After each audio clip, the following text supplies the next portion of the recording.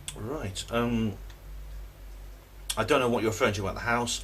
Unfortunately, see, this is I have to. There's too much to recap, so hope you'll excuse me if I don't. You know, if I don't sort of like get all the different details. Edgar was a sex maniac who had no real psychic ability. This is Elizabeth Shaw again. Edgar, is that Edgar Mitchell?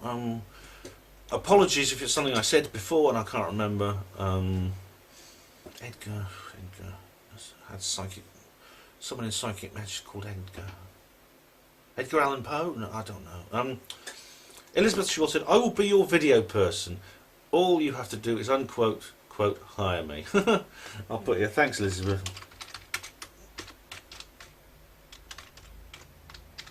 I can't quite afford that yet. Thank you very much, Elizabeth, for your support. I really do. But I appreciate your support. Danny Curtin says on the last comments reply video, thanks for the reply to my Grenfell Tower comment. I've subbed to your channel. Well, I'll say thanks. Thanks, Danny. So much appreciated. Now, Wayne RS4 says again, Ben, I'm off to Devon in November. And this is on the last comments reply video. I'm off to Devon in November on my annual birthday week break. Can you recommend a few areas that I could visit, both paranormal or UFO related? Thanks in advance, Wayne. Well, Wayne, from what I've seen in Devon, it's pretty much the whole county actually is a hotbed of paranormal activity. In fact, it's one of the most paranormal places on Earth. So almost anywhere you go, there'll be something interesting to see on the spooky and creepy front. I suggest just do a bit of research online and see what you find out. It's like put in haunted Devon or something like that. Now, Hugo Rune has posted on the last comments reply video. You mentioned Newton's law. Thank you, Ben. My specialist subject, gravity. We will talk further on this. Well, I can tell you, Hugo and I have spoken privately about this matter of gravity and things like that, and it's a very interesting thing. Right. Okay. Here we go. Now, this is a thread here on the last comments reply video from Steve Mumbling. Right. Okay. Now, this is about Peter Padgett. I talked about this on the last video. Who is he? And I did actually get into a discussion on comments discussion. I don't often do that. And Steve was complaining because he thought he couldn't find my comments and things like that. Now, he says after that, he said, Fu Man Boob said, you should retitle this video to reply to Steve's mumbling comments. Steve Mumbling's comments. Says Fu Man Boobs. Steve said, maybe I should do a video on my channel about conspiracy theorists. Sure, go ahead. Come to think of it, I have. I've done a few videos on some of the unusual suspects, but Ben isn't quite crazy enough. Oh. He hasn't worked on Mars for years and doesn't have regular contact with talking cockroaches from another star system, or fight aliens in other dimensions, or immerse himself in sentient black goo, etc., etc. Lol. Well, Steve, just give me a chance, mate. Let's have a look at Steve's channel. Steve Mumbling, yeah. Right, here's a... Oh, just come on. Sorry, it seems to be going a bit slow. Right, oh, here's the first video I can see here. Roswell ET crash, bullshit, sad but true, is it? I'll have to watch that if I get a chance, and I'll have to watch it and see. Right. Now then, this is basically a continuation of a conversation I was having on before the last video. GS Evolved, hey, GS Evolved, hello. How are you? I haven't seen him for a while, but this is on the last comments reply video. Cheers, Ben. I know I'm not alone that I appreciate longer videos. I feel as if I've been away too long and have a backlog of videos to catch up on. Again. Yeah, well, that's often the case. And John Nolan says, hi Ben, always look forward to your comments. Oh, thanks mate. Thanks John. Smiley face. Okay, right. And Edwardian Lady says on the same video, I love these longer videos. Thanks, Edwardian lady. Much appreciated. And Wayne R says, me too. And me, says Gary. So there you are. Some people do like the longer videos. Well, you know, I think you're not going to be. I think you're not going to be disappointed with this one. Right. Let's go to a new video now. This is, did Britain start the World Wars? Ken Morgan says, we are at the bottom, not merely of the latest Great War, but of nearly all your wars. Not only of the Russian, but of every other major revolution in your history. We did it solely with the irresistible might of our spirit, with ideas and propaganda, by the Jewish writer Marcus Eli Ravage. Century Magazine, January 1928. Alright, Ken, no, please do. I made a video called Jews. Alright. Jews are not behind the New World Order, all right? We're getting this idiocy. This idiocy has been promoted in the life of David Icke right at this moment, with people claiming in Manchester, claiming that he's anti-Semitic, getting his events cancelled, stopping even giving money to the homeless. It's ridiculous. David has said this quite clearly. I'm saying it quite clearly. Okay, Jews are not responsible for this. And when you say they are, unfortunately, if you don't look into it, just please look into the other side of the story. Because when you say things like this, you just make people like, you know, people come to comments that people put on my videos and say, there, you agree with that. No, I don't. Okay? Please watch my video called Jews. On the last comments reply video, knowing das Ein says, I think that's what he said. I think he's like a German thing. Yes, but it is really faster to make a video than reply in text. Yes, it is. I don't have time to reply in text to every single comment. I'm sorry. Right, UFO disclosure 2017. What about Britain? Ben Hutchins said on that video, just seen one wreck it in High Wycombe, 10 PM. Oh right, is that like a UFO, Ben? And Oliver White says underneath, have you uploaded your footage? Recorded. He recorded it. Have you uploaded your footage? I once witnessed one in Maidenhead. It was within half a mile. Watched it for 10 to 15 minutes with 8 times binoculars. I think there are 2 types actually. Physical metal craft that are human-based technology, and non-physical craft, and I think those are extra-dimensional. Well, I mean, I don't know, has he uploaded footage? If you film it, that's great, but unfortunately, as I've explained before in previous videos, no, he hasn't. No, he has. UFO, 25th of December 2015. And it's not working. Oh, there it is.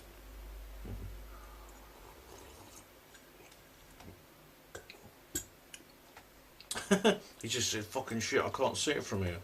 This is the problem though. I mean, if you're going to record, very often the quality of video footage is often not as good as witness testimony, because you're getting people with inadequate equipment will try to capture an image they can see very clearly with their own eyes, but they can't. It doesn't get picked up on the camera properly. They're often very excited or agitated or frightened, and they're shaking their hands, so you get like a bit of wobbling and things like that. So I think unless you have good equipment, and you like people like Win Keach, you have the right equipment and things like that, it's probably not worth actually even filming it, to be honest. Because people will just simply call you a loony or something. 23 minutes. Okay. Now Hugo Rune thinks I don't have to respond to this. Okay, but no. Okay, I won't respond to him. But it's on the Andrew Cobson video. Okay. All right. Fair enough. I'm just giving my personal opinion. That's cool, Hugo. Obviously, you put it as a public comment on the video, though. So if you want to say something to me really private, it's best to PM me. Okay. Right. Steve Mumbling says in reply to comments. Oh, this is going to be more about Ryan. Okay. I've seen your response. Well, you found it eventually. Good. Well, okay. I'm going to put a tag on. You're right at the beginning of the bloody video. Okay, so don't complain this time and say I can't find your comment. Right, here we go. You discount Brazel's account, even though it was him that found the wreckage. Do I? I mean, I can't remember what I said about Brazel. As I said before, because it kills the Roswell alien spacecraft story dead. It doesn't, though. All Brazel said is he found these. If I remember, he found pieces of equipment. He found some odd material. I mean, maybe I did make a comment about that. I can't remember. you prefer the accounts of Dr. Jesse Marcel and son. The son became a medical doctor. That's true, yeah, Dr. Jesse Marcel Jr., who was a lifelong doctor. He went on long past retirement. He went to Iraq and he worked as a field medic in the US Army. Okay, who's prone. Jesse Marcel was an AFF major who's prone to telling tales. He was a decorated combat pilot. He wasn't a combat pilot at all, doesn't he? Well, I know he was intelligent. He was trusted enough to become an intelligence officer of the world's, at that time was the world's only nuclear armed unit. Blah blah blah. It looks to me like you're deep. Oh, here we go. I'll try and skip over the rhetoric. You don't look deeply enough into what you're investigating. You cherry pick bits. Blah blah blah. I haven't responded to 9/11 question. I've not. Well, maybe I will do this time, Steve. I try to respond to all questions, okay? But look at both. I look at both sides and make a judgment on what I see. Well, so do I. I've been to skeptic meetings, Steve. I've read skeptic books about Roswell and about UFOs. Look what I'm reading now. This is the book I'm reading. Look at the size of that book. I'm reading that at the moment, okay? This is quite a sort of like, well, it's not a debunking book, but it's a scientific book written by Andrew Pike, who's an astrophysicist. That's the book I'm reading at the moment. So please don't tell me I don't look at these things properly and make judgments looking at both sides of the story. Don't ignore anything doesn't agree with. I don't. I've run a bloody video about skeptics, for goodness sake. I've spent years of my life going around the skeptic community, being a part of it. I have an interest in UFOs, the possibility of alien vegetation, evidence of this, convincing evidence of this. I'd love to see some convincing evidence. Lazar, Hutchison are obviously frauds. No, they're not. Neither of those men. Well, Hutchison is not a fraud. Lazar might be. There's no such thing as the Hutchison effect. Yes, there is. Bob Lazar says the government erases academic past. Well, yeah, I mean, the thing about Lazar is Friedman asked him a few questions because he claimed to have gone to the Massachusetts Institute of Technology.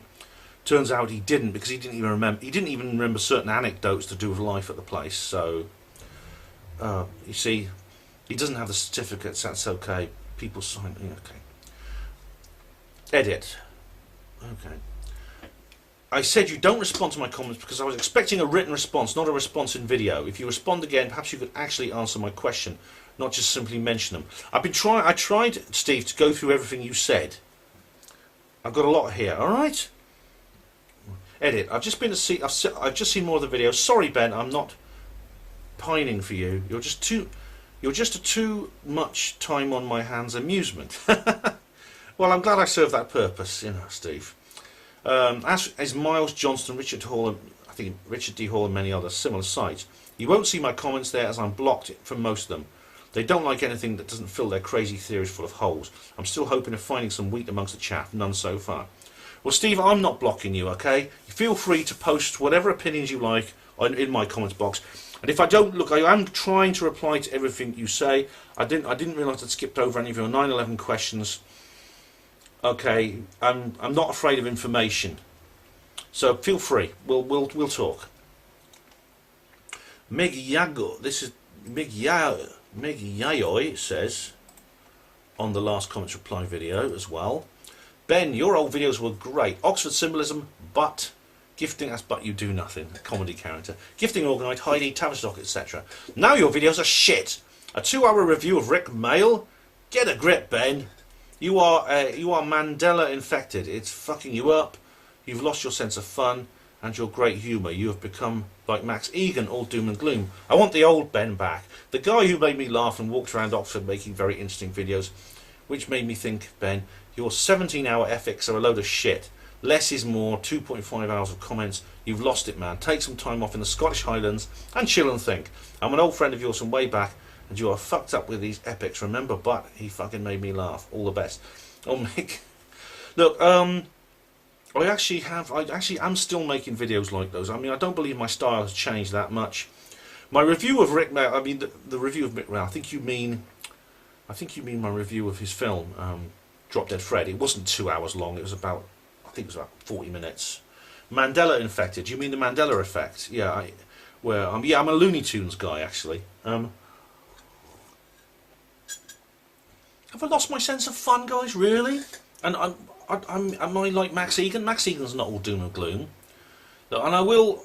All right. Look, I have made several walking around videos. I made one called the Westgate, right? Before, well, this is a month-old comment. Did you see my Westgate Oxford video? Check that out. Less 2.5 hours of comments. Now, look, listen, you're not very good at judging time, are you? It's more than 2.5 hours of comments. Okay, moving on to the next comment, which is on the UFO Disclosure Britain. No president or prime minister will disclose anything. What the fuck on earth makes you think they even know anything about it?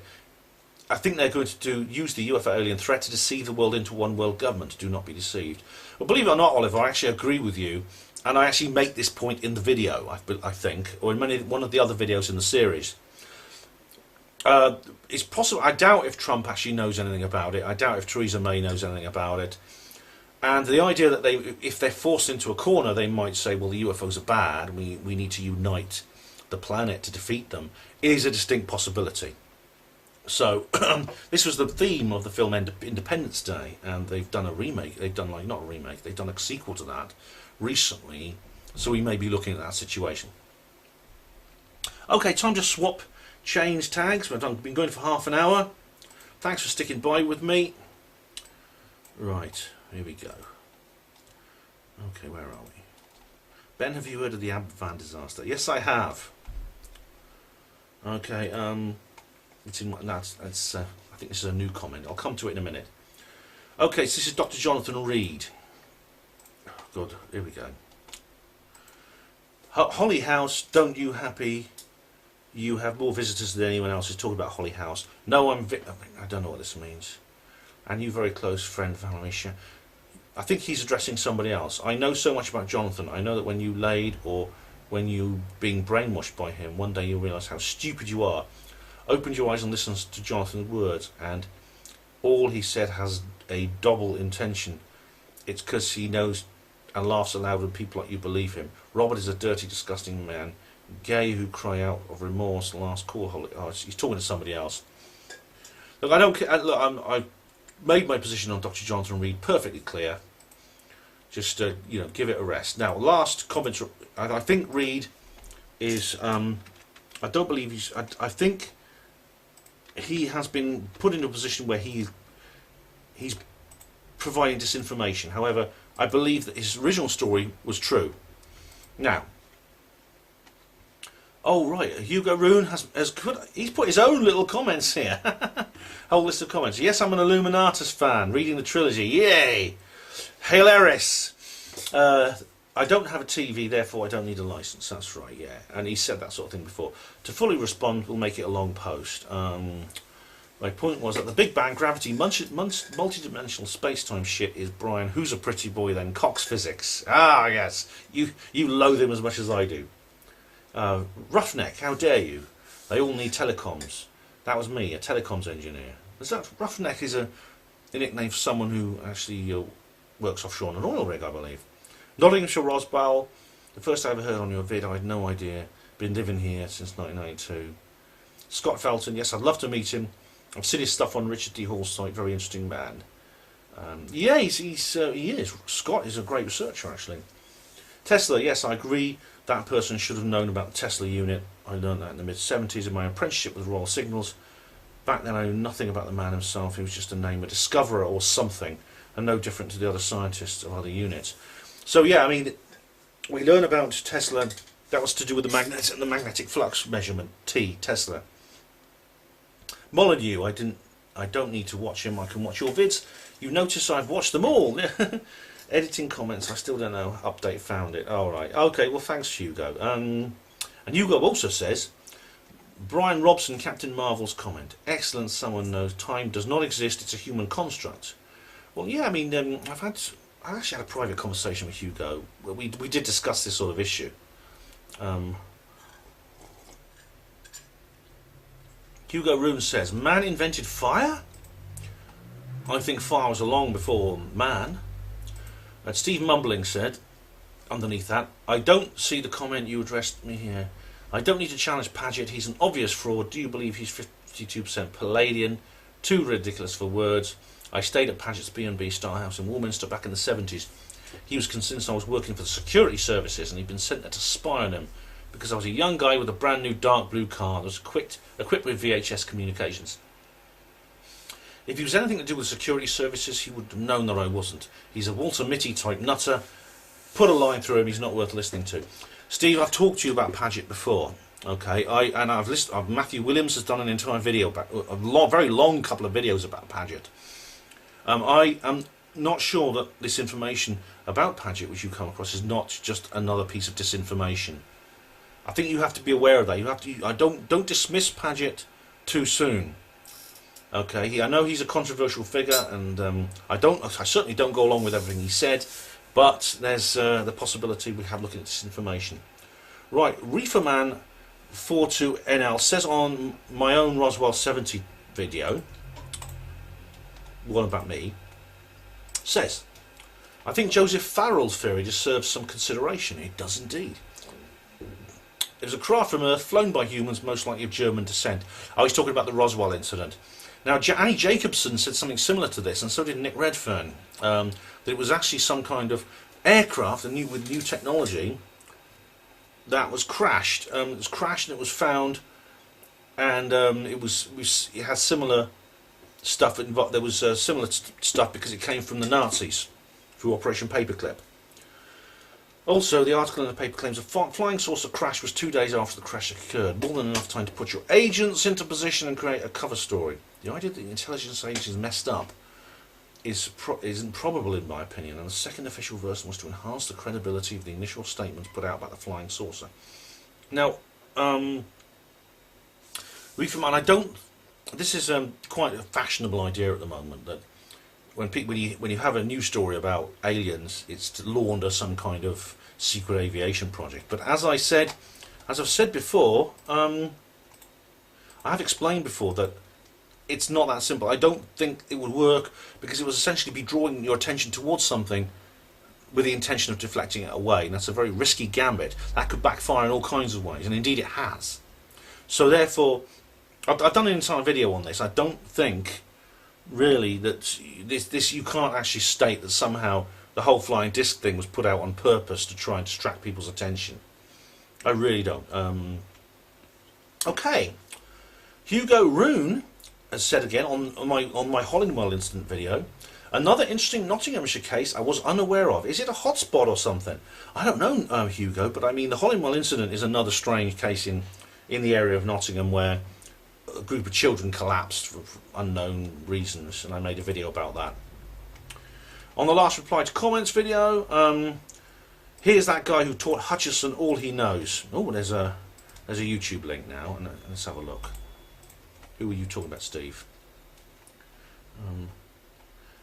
Rockwell Retro Encabulator. I don't know what that hell that means.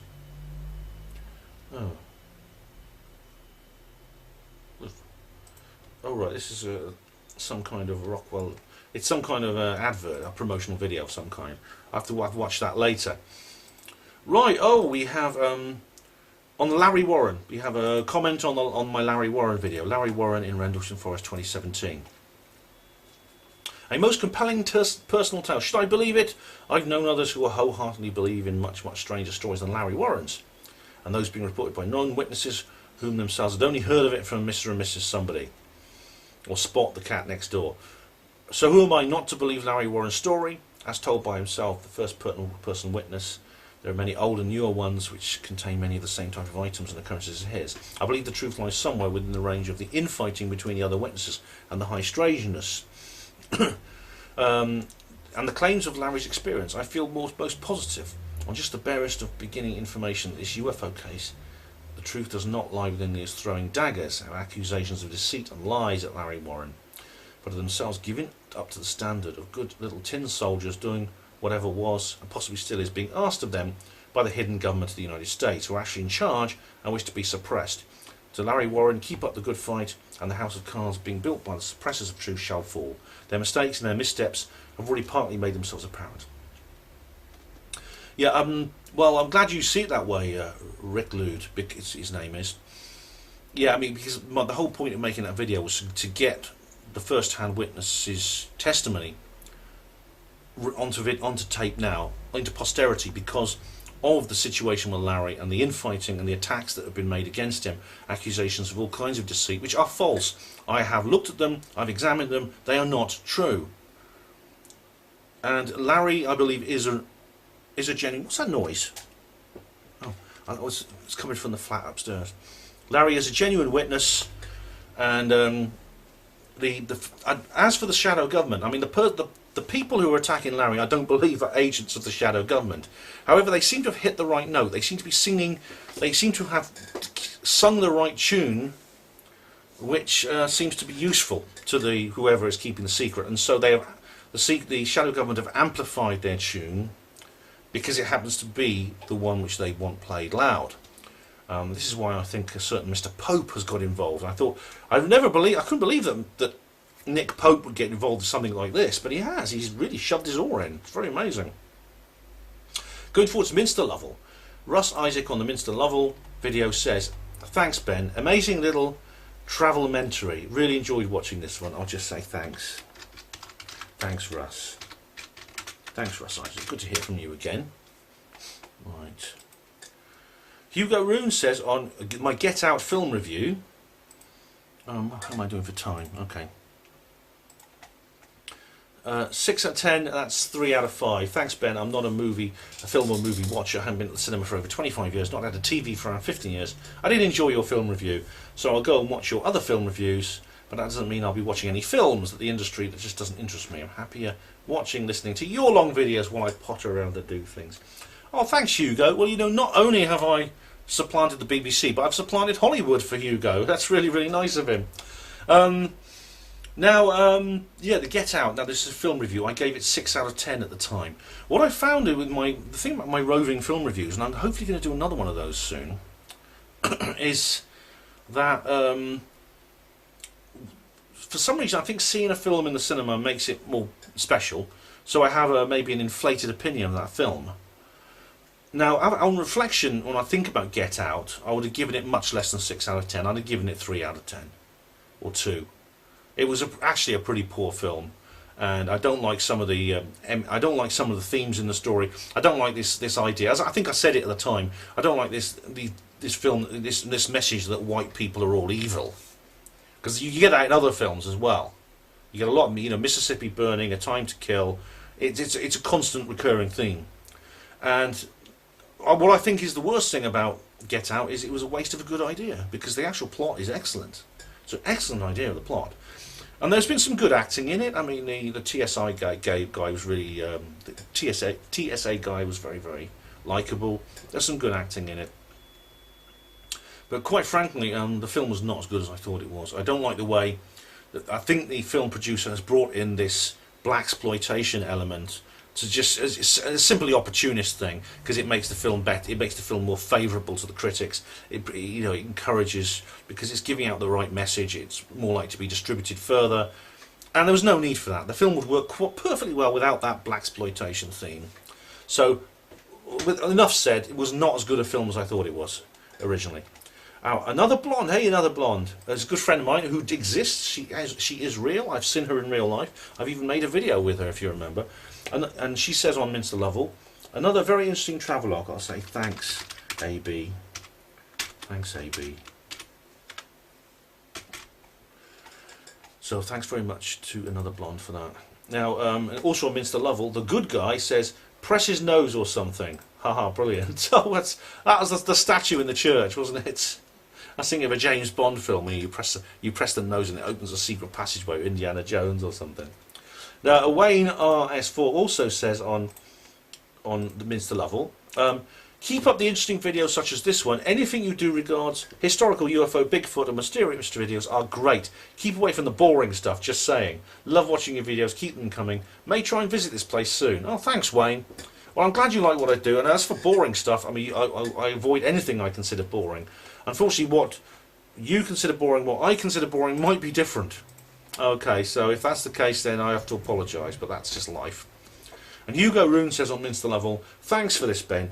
Starting with a beautiful village and river, prompting so many memories of my childhood in the village, although not as beautiful as that one. More on the river side of my memory. Thanks for the interesting history. Enjoyed watching this. Thanks for also prompting my childhood memories. Well, thank you very much, Hugo. I'm glad I did that. Bowden's is on the same video. It's good seeing the history of old places. We have so much history, yet few people get around to seeing it. That's true. Sorrenable says on the same video, very interesting, Ben. Thanks for sharing. It was moving what you said at the end of this video. I can really relate to you totally. God bless you, Ben. Thanks, Sorrenable. Gary Robinson says, great video, Ben. Never heard of Minster Lovell, but I do know there's a lot of nice villages on the outskirts of Oxford. I had a friend once who lived in the Cotswold. Thanks, Gary. Elizabeth Shaw said, a beautiful place. I've driven there before and it reminds me of a place called Grange Villa where I lived. Oh, thanks, Elizabeth. Thank you very much. And James Cozen says on Minster Lovell, I appreciate all the hard work and for sharing the knowledge. From following you from your early HPANWO radio days to now, I just want to say thank you. First time post, always look forward to a new update, and know they are not as frequent because you have work and new books in the works, but honestly still very much appreciated, Ben. All the best, sir. Thanks, James. Thank you for commenting, and I'm glad you've been following me all this time and have chosen to get in touch and actually communicate, so thank you. Son of Overbook says on Minster Lovell, wow, great video, Ben. Archimedes screw powers that beautiful complex. Love the willows and colours. Please make sure Andrew Johnson and Richard Hall are aware of this information. Free energy that thousands of years old and working, priceless. Oh, thanks, son. The Archimedes screw is essentially a hydroelectric power system, and it's not quite the free energy that Andrew and Richard talk about. But I do post it on social media, so they do get to see it. And Bartman says on Minster Lovell, enjoyed that, thanks. I'll put here, you're welcome, just because it's a short comment. Bart. Misspelled his name. You're welcome, Bart. That's really nice of him.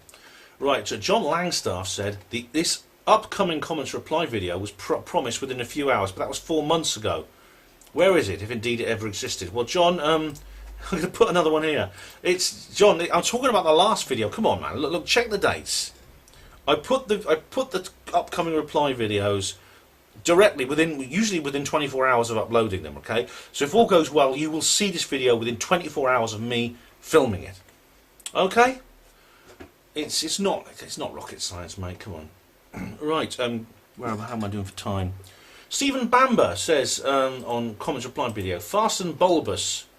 It's a Captain Beefheart lyric, is it? Oh, I don't know what you mean, Stephen. Right, did Britain start the last world wars? Sabine Piprek said, Jesus something something, and they've said something in German. Hang on, let me just go to translate. I can't speak German. I learned it at school, but that's a long time ago. Detect language. I am the way, the truth, and the life. Without me, no one can come to the Father. Oh, it's a Bible quote, right? Well, thank you very much, Sabine. Mr. Lovell again. Jack Fletcher. HPANWO is my favourite thing on the net. Keep up the fantastic work, Ben. Have you ever thought about heading to North Yorkshire? It's a treasure trove of history and information regarding the paranormal. Well, thanks, Jake. And you know what? I was actually there a short time ago. I was there doing the UFO Truth magazine conference. So, I mean, if I'd had time, I'd have stayed there longer. In fact, this is one of the reasons I haven't done a comments reply video, is because of this. Jake Fletcher says, can you please review David's books that are post-human race Get Off Your Knees? That is if you've read them. Oh, hang on. Oh, bloody hell. I had to cut and paste that German thing. I've got to go back to the notes now. Bloody hell. Come on. It's because I've got this tripod here. It's getting in the way of the mouse. Okay, let me just... For some reason it's running very slow, probably because it's a long page. Right, post-human race Get Off Your Knees. I haven't read any of David's books post that one. I've actually stopped reading David's books regularly. This is not because I've turned against David Icke, it's because I just don't feel the need to. His books do contain an awful lot of the same information told in different ways, and this is not because I think they're bad books. It's just because I feel I've kind of moved on from there. Okay, it's that's just how I feel. Right, Danny Curtin says on Drop Dead Fred film review, a new a new video, which is not 2.5 hours long, as this other guy said, but it's actually shorter than that. But he said to me, went to see it when it came out in Haymarket up west and thoroughly enjoyed myself, but I was also a massive Rick Mail fan. Now, Ben, you said RAF Cranwell has closed now, but RAF Cranwell, this is on my Nottinghamshire Roswell thing at Probe, is still operational and has been for a long time a college. I was a junior boy in the Lincolnshire village school in the 1960s. Every Wednesday we had a school trip to RAF Cranwell. I had a big indoor pool there with 3 levels of diving boards, and I learned to swim there. All right, I stand corrected, Hugo, as the man said in the orthopaedic shoes. So thanks for the information. Now, Diego Riviera Ilunio Velasquez is saying, oh, here we go again. I'm getting very worried about Ben Emlyn Jones. He seems to be crying a lot and portraying himself as a loner. Is there a sinister reason for this act? Trying to portray people who believe in conspiracies as loners and live by themselves so that the public discredit conspiracy theorists? Dear me, well, firstly, crying a lot. I haven't cried. I did a bit when I was doing the Drop Dead Fred thing, all right? I explained why. And now you're saying it means I'm a shill, right? I portray myself as a loner who lives by myself. Well, I don't live by myself. I live with 2 Sudanese guys called Ahmad and Hossein. And I have many, many friends. I don't have a partner at the moment. I split up from Sue Stain, as I've said before. But we were together for 8 years. And it's a very painful situation. And that's life. And I'm obviously not over it yet. So, but you know, the idea of some sort of loner is rubbish, and I'm not. And Neptune returns. Oh, hey, Neptune returns. And he has stood up to Diego. Good. You're projecting yourself onto Ben. He's being honest, you're being deceptive, and you are the loner. Well, thanks Neptune. Thanks for your support. Diego, this is the image he progressed. He started crying a lot in his video. Maybe the English Bigfoot would give him a hug. Oh, Diego really went. That's where Diego first came across me. It was my Bigfoot video, I remember. Maybe one day you will have friends. Stop projecting. It's a great video. Oh, thanks, mate. Thanks a lot. Ben Emlyn Jones is big enough to look after himself. His videos need to be questioned as he proposes theories and states things as facts. I state evidence, Diego. This is on the Minster Lovell video, he says this. Now, if you think I've done anything wrong, explain to me why I'm wrong. I mean, this is what we went through with the Bigfoot video, okay? I wanted a rational discussion with you, and you instead started slagging me off. Kidlington Men in Black. This is a video, then the first comment on this video. Donald J. Trump. This was recorded back when Audi still had the garage here. Well, Mr. President, I didn't know you were up on things going on in Oxford, seeing as you're in the White House all the time. But that was actually recorded, well, you can check on the dates. I mean, I don't make any secret about when I record videos. I actually uploaded that within, I think, a few hours of recording it. Edwardian Lady says on Minster Lovell, what a great video, Ben. I understand your feelings completely about what we've lost, but don't give up. It's up to us to keep the traditions going. I live out in the sticks of West Cornwall, and it's still very friendly there. That's really great, Edwardian Lady. Thank you.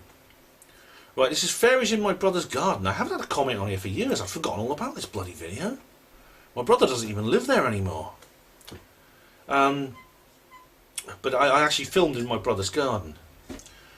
Right, Douglas Adams' Hitchhiker's Guide. I believe it was on Radio 4 first, then came the book. No need to reply, just thanks for the information. Alright, well, I'll just delete my tag there. How do I delete the tag? Remove this comment. Okay. Well, I've replied now to Hugo. But, so yeah, I referenced Douglas Adams talking about fairies in the bottom of the garden. And you don't need to believe there's fairies at the bottom of the garden, do you? Right, Hugo Roon says on Night Watcher. I love doing this video. This is me walking from the barge in at Honey Street through the night to Pusey to catch my train. It was really spooky. I was a bit freaked out actually. Oh, no need to reply to this comment again. Oh, okay, all right, I won't. He likes audio. Oh, right, I won't say anything, but I'm just reading that. And no need to reply to this one either. That's on David Icke Live. Alright, it's similar to what I said before. Barbara Whittle says on Minster Lovell, thank you so much. How am I doing for time? Okay, I'll have to change tags in a minute. Thank you so much for bringing this most historic area to all of us. I was so interested in listening. I live in the US and probably will never get to see England, so your video made me feel as if I was there. So lovely. Yes, I can understand your thoughts. I work 60 hours a week and have so little time to do just work and sleep. So thanks so much again. Well, you're welcome, Barbara, and I'm glad you found the time, your precious free time, and you dedicated it to watching the video. I really am glad. And she says, I'd love to meet you in person. From your videos you seem like a great guy and very interesting, so keep up the fine work. It's most appreciated around the world. Well, thanks, Barbara. We'll let me know if you ever come across the pond. We'll have a beer. Right, St. Theo's Day. A new video. No, it's not a new video, it's the first comment on this video. St. Theo's Day 2017. I'm a licensed practical nurse tried to fight using the union against the bullying by RN supervisor. I got blackballed. The union tried, but basically the RNs can and will eat you up and spit you out. It's almost like a mafia group. That's the registered nurses. It's almost like a mafia group, so to not fight would have been wiser. I felt like I was abandoned by my life's work and discarded. Your video brought that back to me.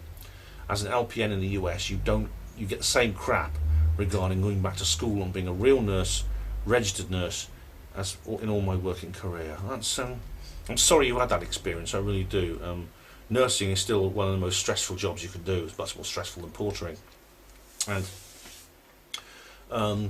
you know, it's but I mean, my own experience brought that back to you, and yeah, these things do sort of do that. Yeah. Okay. Now, Scottish UFO and Paranormal Conference. Here we go. No need to reply. Okay, that's from Hugo Roon. Julian Carver says on Minster Lovell. Excellent upload, Ben. I must get down to Minster Lovell. Not actually been there. Looks like a lovely village. My father-in-law works with Graham Q in his shop. They are close friends. Oh, right, Julian. So we've got like a little connection there. He was a great guy, Graham. Yeah, it was really, really great to work with him. Just this video. No, Michael Shermer. Hugo Runa said on my Michael Shermer video. Was it the update one? I made two about Michael Shermer, I think. Yeah. He said... Oh, he said no response required. Okay. Well, can I give you one anyway, Hugo? Just to comment correct, Ben. People over 50 can change their minds, and quite profoundly on my part. And I also agree with you. It was not overnight. It took me a few years to assimilate. Hugo's actually, Hugo has he's not a young man, and he's come into new information in recent years, and it has changed his life. So okay, I stand corrected, Hugo. I mean, but I found maybe that was incorrect. Okay, so I shouldn't generalise like that. All right, no response required to this, but it was the psychic con man. Okay, more from Hugo, and this is on Alan Rusbridge, my Alan Rusbridge video. This is this guy, this climate guy. If you remember, he appeared at this local climate meeting, and I went along to see him. The thing about this climate change business, I'd like to know, when's the next ice age coming? Well, if you look at some people, there's a guy who wrote this book called Chill. What was his name? What was his name? I met him once at a conference, but he says it's coming. We're actually heading into an ice age now. This is okay. That's the military thing, the military religion thing, and Hugo doesn't want to reply. No problem. And there's another thing here, which Hugo's put a comment on my Exopolitics Leads video, one of my Exopolitics Leads videos, and I replied to him in text. Right, going back to the last comments reply video, Wayne RS4 said, well, if that man threw a cup of piss in my face, he wouldn't have a face. That's nasty. No, it is. Veer Ilisquiz Veer said on Did Britain Start the Wars? Thank you, sir. Good job. Remember, emotions trump evidence. Propaganda works on emotions. Now we're supposed to hate Putin and the Russians and the Arabs who supposedly did 9/11. Well, that's true, Veer. Yes. Propaganda doesn't work logically. I mean, propaganda is designed to is actually to break down rational thought within the brain and force us to act in a purely emotional way. That's its purpose. Now, Fu Man Boobs says on Minster Lovell. Nice to hear from Fu Man Boobs again. Get out of the way. Not you, Fu Man. Oh, get out. I keep getting these bloody tags up. Here we go. Right, there's something from my daughter there. Alright. Another enjoyable and interesting video. This is from Minster Lovell. If we lived closer you'd certainly be someone I enjoy spending time with. Thanks. I have very few close friends. I'm sorry to hear that. For some of us, it seems to get worse. Life seems to get worse, but for others, it gets better. Be patient. When your channel blows up, remember us regular commented fondly. I hope it doesn't. You don't mean blow up literally.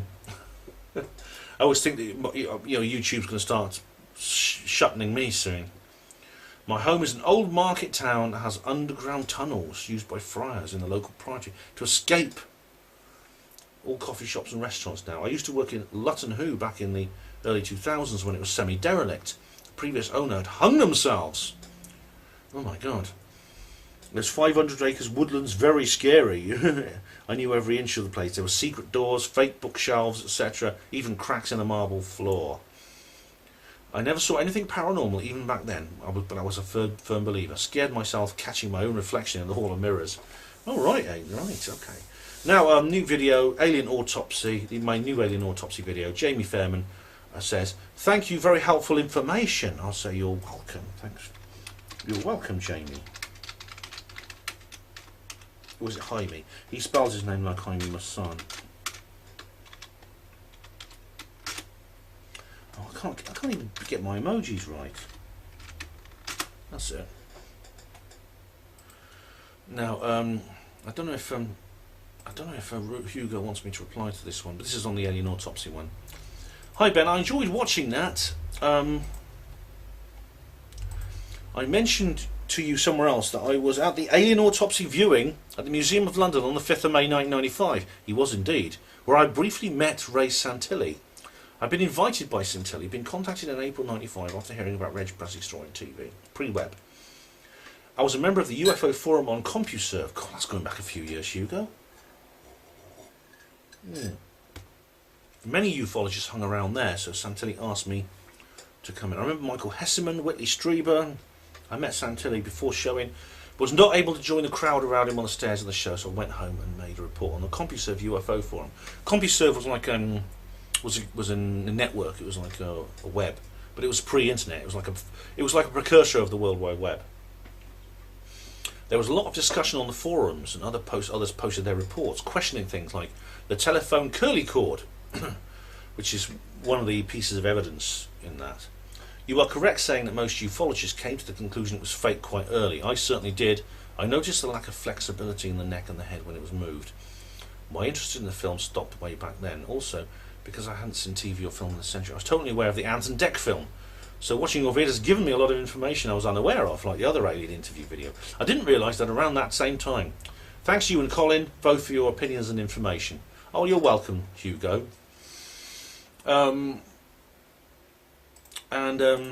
Yes, I see. I take your points there. Right. Paul Townsend says on guided buses. God, I haven't had a comment on there for a while. As do the good folk of Cambridge, England manage. Now, I don't know what that means. As do the good folk of Cambridge, England manage. Well, they've got the longest guided busway in the world. That's why I went there. And Hugo Roon says on my Porter's Poet video, my first ever Porter's Poet video, respect to Sophie the Porter's Poet, does she have her own channel? Hi Hugo. No, she's not online much. Cheers. Okay. Right, here we go. Right. Now this is another Porter's Poet one from Hugo. And this is my Porter's Poet Christmas event thing. Even more respect to Sophie the Porter's Poet. I love the opening music, style and proper stuff. Now to watch the rest. Alright, this the Porter's Poet thing. That was my Christmas one, and it was like and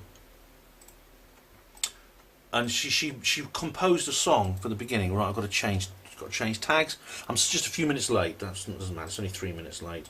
Just changing tags. Okay. Right, here we go.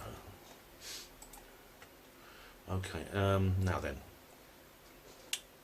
Enjoy the beer, Ben. Researching alcohol for some years. I mean, distilled stuff. Beer is a depressant, but ale... I think he's...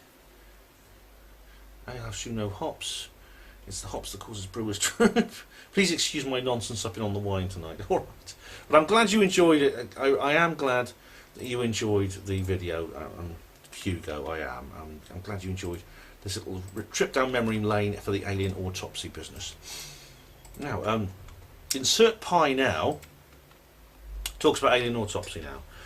This is on the alien autopsy film.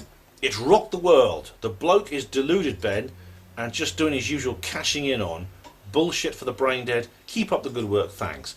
Well, thanks, Sir Pie now. Look, I know that it's all nonsense. I do. I really do. But you know, who's cashing in on what? I'm not sure who's cashing in here. I know that a lot of people are trying to make money off this.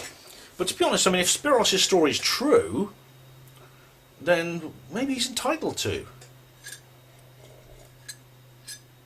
From what I've seen, I find Spiros' story very plausible, much more so than Colin.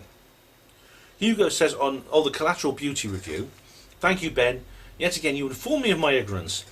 Martin Luther King's family going to jail. He asked, that's right. Oh, right, yeah. It's true. When Martin Luther King was shot, the family never believed that James Earl Ray did it, and I think they were correct. Alien autopsy again, right? Wayne says on the alien autopsy video, Ben, I'm a little confused. So I thought that there was once an original film based on real events which became damaged, so a fake film was produced but still based on the original film. Am I wrong? Was there never a real film in the first place? Great video. Well, thanks, Wayne. The answer to that is the latter. There was never an original film in my view. I think the idea that it was made up by Santilli, and what you see was basically something he what was it? He has basically something that he kind of created. And Mysterious says underneath, I thought that too, but I know that what happens in the Ant and Dec movie, this theory is a lot more exciting and believable. So yeah, I think it was a fake film. There was never a real alien autopsy film. Colin disagrees, but I think who made it? That's the question. Who was it that made it? Right. Hugo Runes deleted a comment. No worries, Hugo. That's okay. Right. Ellis Taylor. Oh, good old Ellis. Has commented on Minster Lovell. Lovely to hear the West Oxfordshire accent again, Ben. I've spent lots of years around those parts. It's such a lovely part of the world, but unfortunately gentrified by city ways since I was a kid. Minster Lovell itself will always remind me of Chernobyl. I was working there at the time that went off. See you soon, mate. See you, Ellis. Yeah, Ellis is a good friend of mine, and he does exist. I've met him loads of times. Right. Another blonde says, very nice vid, Ben. This is on alien autopsy. So long since I was in London. Thanks for showing us around. I saw Close Encounters at Leicester Square when it first came out, and Star Wars and Blade Runner. Another blonde. You're not that old, are you? Okay, thanks, AB. Wonderful cinema life there. Thanks, AB. Wonderful cinema life. Thanks, another blonde. I've met her. She doesn't look that old, actually. I won't tell you what she looks like because she wants to remain private. Okay, so we have Dr. Jonathan Reed. My video there. WF says on that. This is one of my most contentious videos, and he says, "Do you want to know what Dr. Jonathan Reed is doing now?" He puts me a Facebook link, and it's the page is down. And this is WF. Ben Hollyhouse, help this woman, please. What's this? Hang on. Oh, there's another. Hang on. Is this the same page? He's put another comment here, and that's page not found. Holly House. Who's Holly House? If you were there, you know he was fucking his blonde translator. You know Gillian and Joseph, the ones who were there. Holly is one of those Reed. Fuck now. Oh my god, Team Reed as Alex. But she insisted all this people were just trolls. Ben, please tell the truth. This Holly Reed called Gillian a cockroach. Don't allow them to keep abusing like they did me. Right here's public. Tell the truth to the people. I'm not sure what you mean exactly, WF. You're not very coherent in your grammar. I don't know who Holly House is now. You're referring to Alex, the young woman who was with Reed, who was his girlfriend. I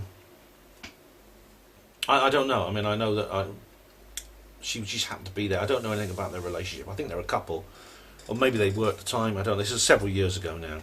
Right, Neptune Returns says on Minster Lovell. How am I doing for time? Okay. I love it when you explore, Ben. You are very good at that. You're very good at the adventure. They're your best videos. We know about 9/11 vaccines, elite banking, smart grids, etc. Boring. This stuff is great. 8 AM now. I have to watch it later. Remember your ghost watch at the cemetery in the middle of the night. Great stuff. Much better than up 3 AM showing us pictures of flags on the moon. We know the boring stuff. You seem in great form, all refreshed, off to Minster Lovell to find me some ghosts and some weird tunnels. So thanks a lot, mate. Thanks, Neptune. Good old Neptune, yeah. Right, this is Tokyo 369369, who says on the last comments reply video, it takes a genuine super soldier to make a comments response video that is 4.5 hours long. That's true. Just I hope none of you put in the trigger word that starts me smashing doors in. Right, Hugo Rune says on my CERN Progress or Apocalypse video, micro black holes yawn, black holes are fiction. Oh right, okay. Will this wine? Oh, and he's putting like a link to a video here. Oh, the end is nigh. Oh, it's a comedy thing. See, oh, it's not the 9 o'clock news. All right, okay. And then UFO disclosure. One of the UFO disclosure videos I've done. He says Brown's gas. This is Hugo again. Isn't that just HHO similar to Stanley May's water cell? I think it is actually. It's quite a simple compound, I believe. And now on another UFO disclosure video, it says 5th of May 2015 showing. Exactly 20 years after the Santilli's autopsy video was shown. That's actually true, Hugo. And I mean, Philip Mantle commented on that when I had him on the show, on the radio show. He said he just smiled to himself a bit and thought, that's a bit odd. Yeah, it's exactly 20 years later in Mexico City. We're talking about the Roswell slides here. But exactly 20 years after that, 5th of May. 5th of May is a major public holiday in Mexico. It's actually similar to the 4th of July in the United States. And they decided to show it on this special day at the National Auditorium of Mexico, which is one of the most prestigious venues in the Western Hemisphere. But I mean, I've done a whole video about the bloody slides. I'm not going to go over that again. But yeah, that's an interesting thing, isn't it? Now, Diego Riviera Elionio Vasquez, who sounds a bit Mexican himself, says on the alien autopsy video, what has Stavros Flatley got to do with alien autopsy? Stavros Flatley, who's that? Is that like a nickname for Spiros Malaris? Because I'm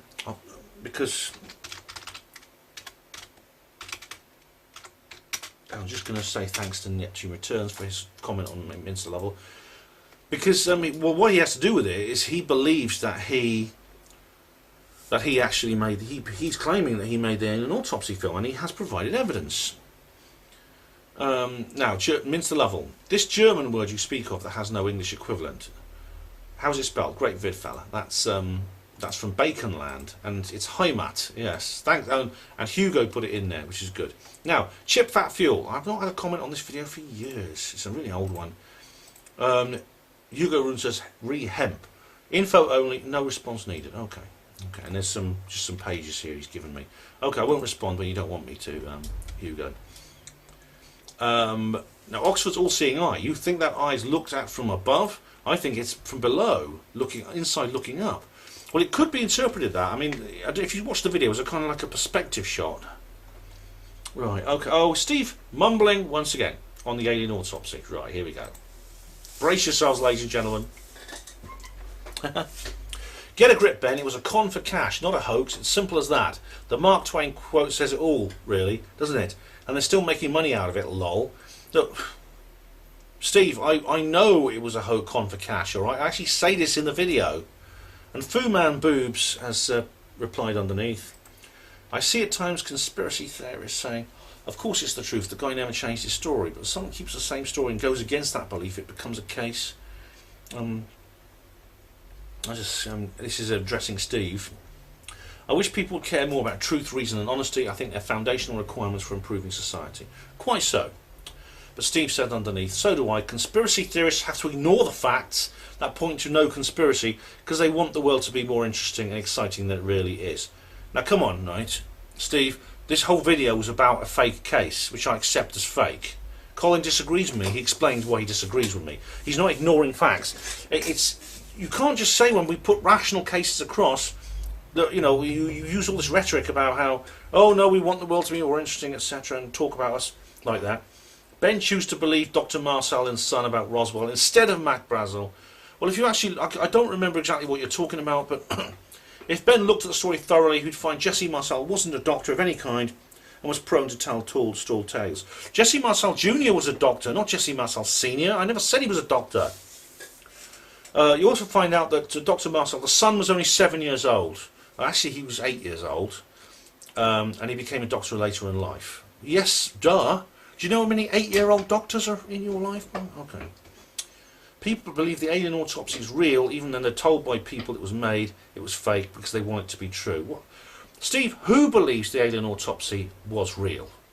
Almost nobody believes it was real. Nobody within the UFO community, even at the time, thought it was real. Colin is a rare ability. Colin is a rarity. He's almost like a lone voice crying in the wilderness. But he's a friend of mine. I love the guy. I think he's great. And I think you're just ranting now. You're just ranting. You're giving rhetoric. These people are not investigators. They're conspiracy enthusiasts, and always will be because they desperately want it to be. You're just repeating yourself now. It's a shame because there's a lot of gullible people out there, and they'll sort of BS muddies the waters. What do you want from me, Steve? I've told. This film is all about a fake video. I've told you. Like Solomon says on UFOs, reply to Stefan Molyneux. I think Stefan is heading towards a nervous breakdown. He's become so condescending and feisty over the last 2 years. His defence of mechanisms are in overdrive because the world he thought he knew is true isn't. Well, it's funny, I mean, you say that because I've actually, how am I doing for time? Okay, 86 minutes. Okay, I'm going to have to change in a moment. Change the thing. No, hang on, what am I doing? No, sorry, I'm looking at the wrong time code. Okay, got another quarter of an hour. I've done more videos, many more videos about Stefan Molyneux since then, and he does seem to be changing his tune a little bit. I know. Right, Hugo Rune says, this is my first UFO Truth Magazine video. Rewatching again, I like to go through old stuff. Space desert incident, not UFOs, easy to identify. Dust close to the camera. Light, dust particles inside the station. It's a photographic thing. Now, I'm not so sure, Hugo. If you look at what's his name, Sarita, Peter Sarita, his discussion with Edgar Mitchell. Please look at that video. What's his full name? Somebody Sarita. And he puts across a much more significant thing. Now, I told you once. The MFPC argument sketch 5 minutes is so easy to falsify the flat Earth bullshit. Just put the South Pole at the centre. That was my HPANWO TV poem. That was my first Borders Poet video. I know, man. I mean, the reason I made that video was someone asked me what I thought about the flat Earth, and I explained that I thought it was false. And there's this bridge, this one of the world's longest bridges, the Humber Road Bridge, is the two uprights taper slightly. They diverge slightly because of the curvature of the Earth. So the top is about I think 1.7 inches further apart than the bottom. And anyway, this is the Britain starting World Wars. Adam Smith says, you go back 20 years and that map will be different again. The map was selected, cherry-picking data, history, context, false impression. Colstrom is making a career, taking a contrary position to every single event in history, finds himself defending Kaiser Wilhelm, monarch, much worse, far more delusional than his British relatives. Obviously an ideological bias and a healthy fanatical skepticism that appeals to those suffering from the same pathology. Well, Adam, this is just what Steve Mumbling does. You lay out, you put out rhetoric and personal criticism without an argument, without any case. Now, I mean, I'm a critic of Stefan Molyneux, but his introduction to philosophy and his introduction to sophistry is really excellent. Please do watch that. Do we have a case now? It wasn't. This is the same video. It wasn't German militarism. This is Adam Smith again, I should point out. It was a single piece of disinformation propaganda that may or may not have been believed. German invasion of Belgium is not what's important. Now, the fact of the matter is, like Nick Nick does put together a case. And if you think Nick is incorrect, and you are actually putting together a logical case now, that's fine. Say why. The Kaiser's obsessive militarism expansionism is the British black propaganda disinformation. Now, all sides were using, by the way, at least Britain went as far as to apologise for it, at his most significance. Colostrum gets all his info from the internet YouTube videos. You should do some real research rather than copy and paste jobs. Well, I don't think he gets it from libraries and things like that, actually. Okay, you've explained why you think Colostrum is wrong. That's fine. Now, here's my Friday the 13th video. It's my birthday. Many happy returns, Baconland. I'll put here, thanks, B. It's a bit belated, but that was a video I did on my birthday. That was the video I did on my birthday. That's my Friday the 13th thing. GS Evolve said, happy birthday, Ben. I'll just put a smiley face there. Many more, my friend. Thank you. Happy birthday, Ben. Have a great day, Bill. So, thanks, Bill. Okay. There's a lot of birthday greetings here, and this is on all of that video. Happy birthday, Ben. It's time to lose the hospital port apart of you and be Ben the intrepid reporter. Oh, thanks, HQ Comms. But I can't now. It's my brand. I can't change it. I don't fancy putting my ring on a hot wax. Lol. I was born on Friday the 13th. Da, da, da, da, da, da, da. Happy birthday, Ben lad. Thanks, Roger. A very happy birthday, Ben. And this is from Soren above. Oh, thanks for all your birthday greetings, guys. I'll just have to start putting tags in. Sorry, because I don't have time, but.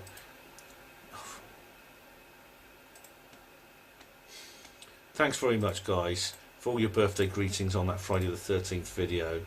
Much appreciated. You know, you Helen Duncan, thank you. I appreciate that. Hopefully, many happy returns. Thank you. I hope so. Yes. Right. Hugo Rune says on. This is on. Which video is this? Walking on the something. What video is this? Oh, walking on the edge of the world. Right. Okay. Now this is. God, that's going back a long way, Hugo. Can I just put one tag on here and then you'll know where I am? Okay. Why did the Romans feel the need to dominate here? I'm not a Christian or any religion, but I might suggest it's because the land, Britain, it was where Jesus grew up and is the true origin of Christianity, where the Romans needed to destroy to put in their own place. Well, that's interesting. I mean, Jesus, there's certain evidence to suggest that Jesus came to Britain with his uncle Joseph of Arimathea, who came to Britain at that time. That's where you get the Jerusalem, did those feet in ancient times, walk upon mountains green. That's a poem by William Blake. And here we go. And he says, my early working life in the 80s was spent going back and forth along Old Foss Way. Family in Newark, worked in Exeter. Oh, right, right, Hugo. Hugo comes from that area, and he lives there in that sort of area now. And then also, he says, Caesar's first visit to Britain. Did you know that he was very surprised by the tides in the Channel? Oh, right. I didn't know that, Hugo. See, Julius Caesar came to Britain in 50 BC. That is almost a century before the conquest.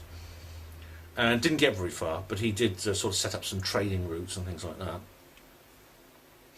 But, yeah, a lot of information in Caesar's annals there. Yeah. Happy birthday. Says, check this out. Says, happy birthday, sir, on the Friday the 13th video. Thanks, mate. So thanks to Hugo for my talking on my Walking on the Edge of the World video. Happy birthday, says Chill. Thank you. David Schultz says, happy birthday, Ben. This is on the Friday the 13th video. I want to leave this thought and quote on this day. Life is a series of natural and spontaneous changes. Do not resist them. Let reality be reality. Let things flow naturally forward in the way they like. Don't get in the way of things as they are unfolding. Just go with it. Lao Tzu. Well, thanks. That's a wonderful birthday present. A month later, David Schultz. Thank you very much. Edwardian Lady says, happy birthday, dear Ben.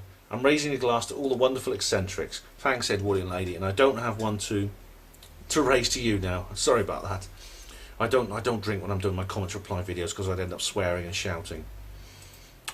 Neptune Returns says on Friday the 13th, happy birthday, Ben. The sad trolls are still thumbing you down without even watching the vid. It's now 10:47, so you don't have long till you're for our 23rd birthday. You are young at heart and free of spirits. Thank you. Thank you for your 23rd birthday. Oh, cheers. Thanks, Neptune Returns. Oh, of course, I always get the thumb downers. I mean, I've got a whole cottage industry of people who just hate me and want to say nasty things about me online. Hugo Rune says on my St. Fried's video. Oh my god, that was a good one. I was really annoyed by that because I forgot to put in a crucial scene and I had to put it in afterwards. Maybe I'll remake that video at some point. I'm thinking of going back there. But my St. Fried's video, Hugo is a real YouTube archaeologist. He really is, because he's been like going through all my old videos that I'd forgotten I'd even made.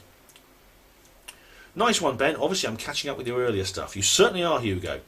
And I see you've covered this English-British stuff before, and you two laugh at the idea there was ever a British Empire. Oh, right.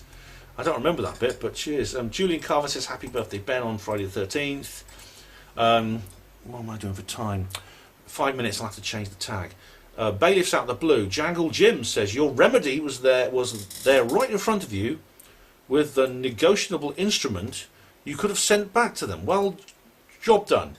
Alright, well, I'm not sure. It's a long time since I made that video, and I haven't heard from those people since. Okay, Hugo Rune says, happy birthday, Ben. I'm an hour late, but the fear of the number 13. I'll tell you more later. Time for bed now. Okay, well, yeah, do let me know what the theory about the Friday the 13th. And Neptune Return says, Jesus had 12 disciples, that equals 13. Ever get a numerology reading, Ben? Very interesting. I have actually had a numerology reading from Ellis Taylor, who does comment sometimes, and commented on Minster Lovell. Matthew McCormick Rimmer says on Did Britain Start the World Wars? How can anybody honestly believe this rubbish when your doctor thinks Queen Victoria was his aunt when she was his grandmother, the Kaiser that is? Great Britain was right to win the war by any means. Okay, well, you are absolutely entitled to put a counter proposition to Nick Colostrum. I don't actually know for certain. I'm not actually sure. I've got a few more birthday greetings here. I'm not actually sure exactly whether that's right or wrong. I don't have time to kind of like look into this. Okay, but okay, I'll think about that. Now, Daniel Bostock, it's good old Dan Bostock, the guy who was in the Knots Roswell 2 video. He's in both Knots Roswell videos, actually.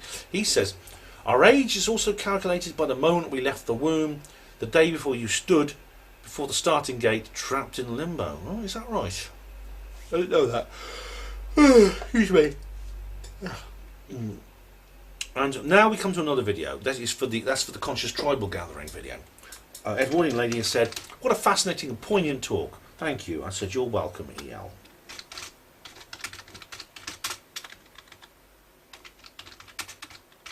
Smiley face. Good old Edwardian lady. What's that noise? My computer's making funny noises. It's been doing that a lot lately.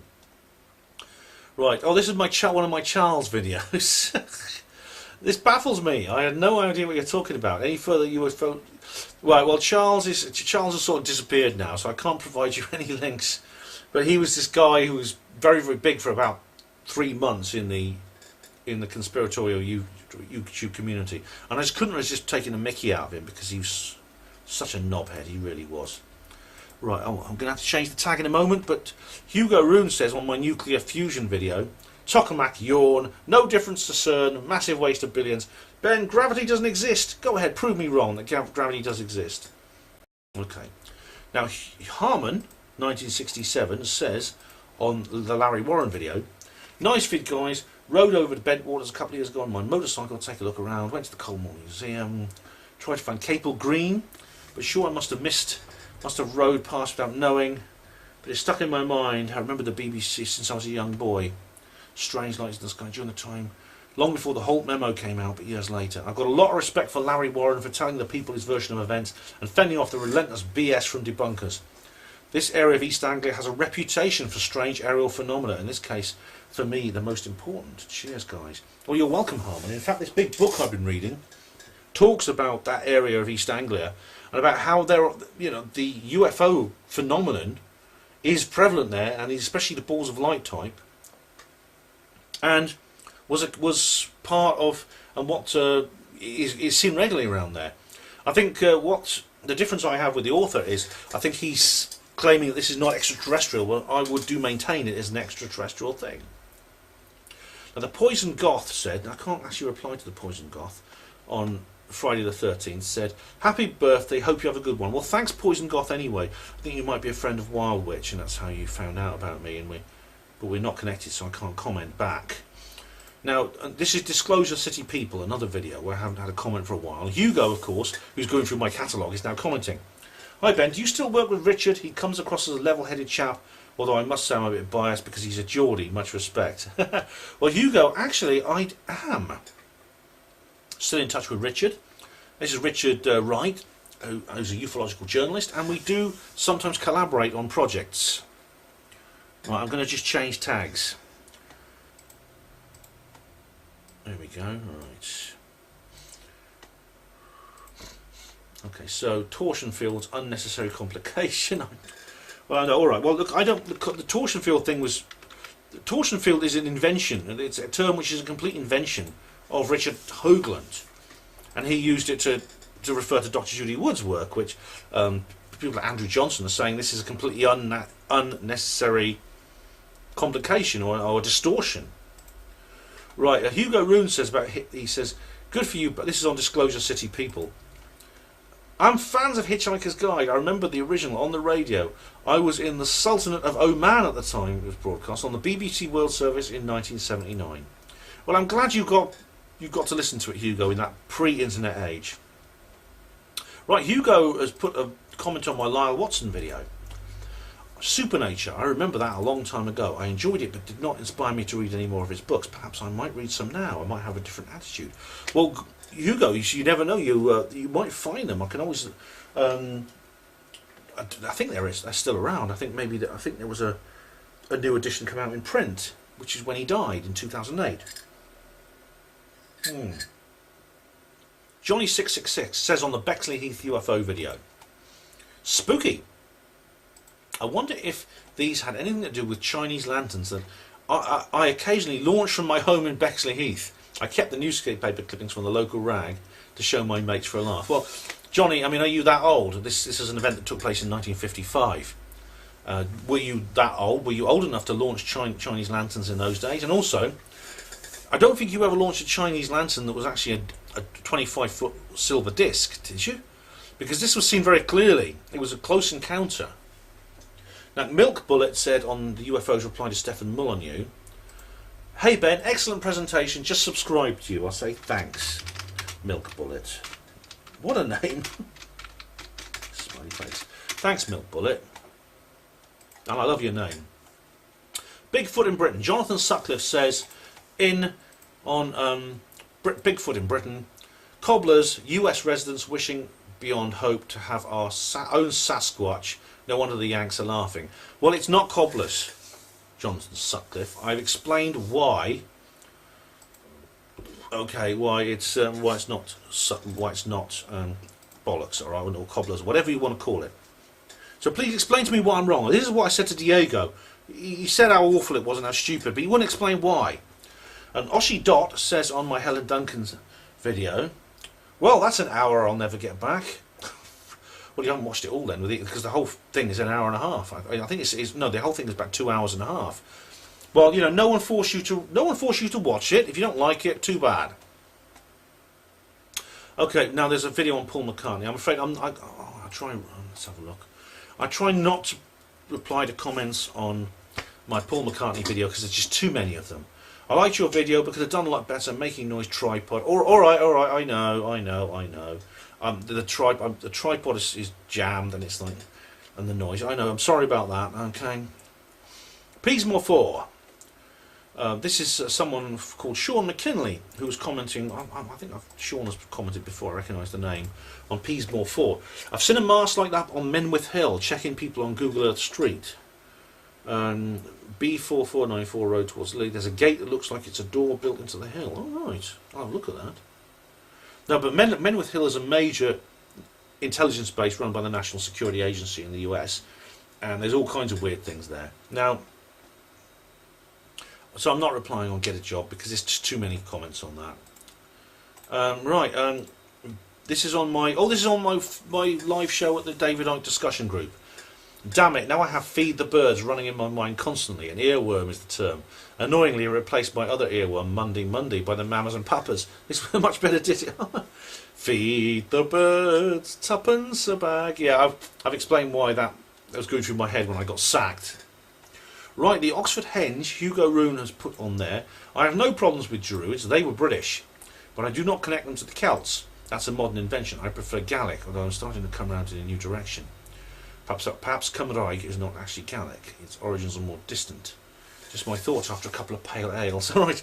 Well, Cymraeg is the Welsh word for the Welsh language, and it's not Gaelic. No, but it's part of the Celtic family. But it's a subgroup called the P Celtic, whereas Gaelic is the Q Celtic. But they are related. Now, I don't connect Druids to the Celts. Well, I do connect. Druids were around in the British Isles when Celtic-speaking people were there, which is basically the first millennium BC. This is where the basic Celtic culture emerged in Britain. It wasn't an invasion of people. It was a cultural revolution. But the Druids were a part of that, I believe. And I mean, maybe if you think otherwise, by all means say so, Hugo. Right. More from Jonathan Reed. Totally unrelated side note, Dr. Reed and Will Ford have exactly the same voice, do they?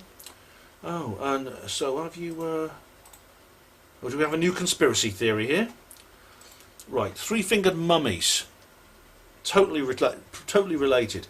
Oh, right, yeah, I mean, this is to do with the thing they found in Nazca. The Nazca, and Steve Mayer is involved in that. Right, bases at the barge. Helen Tucker says on that, my God, you go to some amazing places. Wish I was there. Very interesting. Love your videos. Thanks, Helen. And you know, I do actually. I've been very, very fortunate to visit some really, really amazing places in my adventures.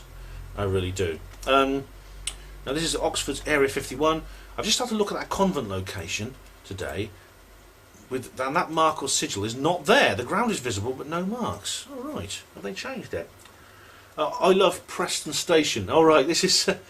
I used to do time-lapse photography, says Hugo. Like watching some canal time-lapse is very relaxing. Let's combine the two. A Preston time-lapse. Let's have a look. A time-lapse video shot of Preston railway station. Oh, I don't know. They may have changed Preston. I can't afford it anymore. I have to go by coach. Oh. Another 20 minutes and I'll take a break. Oh, right. There's a song Electric Dreams playing in the background. Just skip it. It's an 8-minute video, unfortunately. Alright, but so thanks, Hugo. Right, BHA MBA. My computer's making weird noises. It's been doing that for a couple of weeks. I tried cleaning it. I got the dust out of it, but it's still buzzing. It's annoying. I have no religion. I see zero evidence from my own experience or knowledge of an afterlife, but I do not deny the possibility. Does that make me a humanist? Says Hugo. I don't feel like one. This is on BHA MBA. Right, well, I think it does actually. I think the afterlife thing is the key issue. I mean, there's sort of like a 6-point score for humanism, but I think the afterlife is sort of like all-encompassing. To be a humanist, you have to disbelieve in the afterlife. The actual motto of the British Humanist Association is "For the one life we have." I disagree with what you say when you say there's zero evidence for the afterlife, and I've made entire videos about that. But if you don't believe in an afterlife, then I think you can become a humanist, regardless of your opinions of the other things on that list. Right, Royal Wedding, Hugo Rune. Guess who else? Says, your comment about Prince Charles, if his eyes were any closer together, he'd be a cyclops. I'm reminded of his spitting image puppet. I was thinking of a puppet. Some old music comes to mind. Curved Air off their second album. I've not heard of them. I have it on my car MP3 player. Lyrics are accessible. All right. Oh, cool. Well, thank you very much for the information. Never heard of them. Hugo says on census, my census... Oh, that's when the bloody people call round, yeah. We must come back to this. Never filled in the census form. Don't want to be part of this society. I have no rights. Yeah, I know what you mean. Right. Now, Steve Steady Davo Live says on my 9/11 conspiracy Molyneux video. It's the first comment on that one. 9/11 conspiracy theory, a reply to Stefan Molyneux. 2 hours listening to you? Hell no. Well, go and watch The Price is Right then, as David Icke would say.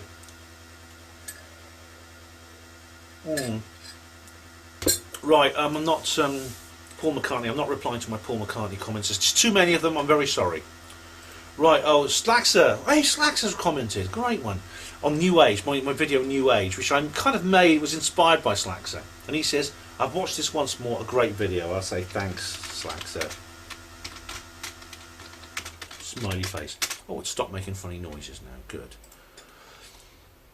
Right, so thanks for that, Slaxer. Now, last reply to comments video, or one of my reply to comments videos. I can't be bothered to check which one. How am I doing for time? Okay. Ra Christ says, Cassini was just a key to the bottomless pit to loosen Satan from his prison. The plutonium was meant to weaken Saturn, because Saturn, his wife, and all the angels are in there. War shall break out in the heavens soon. Uranus bless America. I haven't a clue what you're talking about, mate. Oh, Che Veach. Oh, this is my Charlie Veach thing. I prefer that headgear with the usual IQ. This is a comedy video I made, taking a mickey out of Veach. Veach actually saw it and saw the funny side of it, so he can laugh at himself. Oh, here we go. Christmas Muzak. Right. Hugo Rune says, I see your vid, and for me it could be Broad Marshall, Victoria and Nottingham. It's just a shopping centre. I have zero interests. Well, you know, I used to go around Broadmarsh and Victoria with Sewer Stain, and you brought back, oh, my Sewer Stain, oh no, I've got to leave, let her go, just put her behind me. But I'm tempted. Do you realise how fast I can go on these surfaces in my wheelchair? I could have so much fun going high speed, wee-wee in my wheelchair, frightening the shit out of other shoppers and doing wheelies. Well, can you do that, Hugo? Honestly, well done. There's even like wheelchair dancers and things like that. Have you ever tried that? After a couple of pale ales, your pale ales. Yeah, but there's our shopping centres everywhere these days, aren't there? Like I said, the Westgate one in Oxford is coming up soon. Hugo Rune says on the Amash conference video, I used to be 6 feet 1 inch, and I had no problems finding a girlfriend, but now I'm only about 4 feet and women have no interest. I think that's, oh right, because how did you shrunk? Or, oh no, because you use a wheelchair now, I get it. Because you're sitting in a wheelchair, so you're shorter. Okay, I see what you mean. Okay.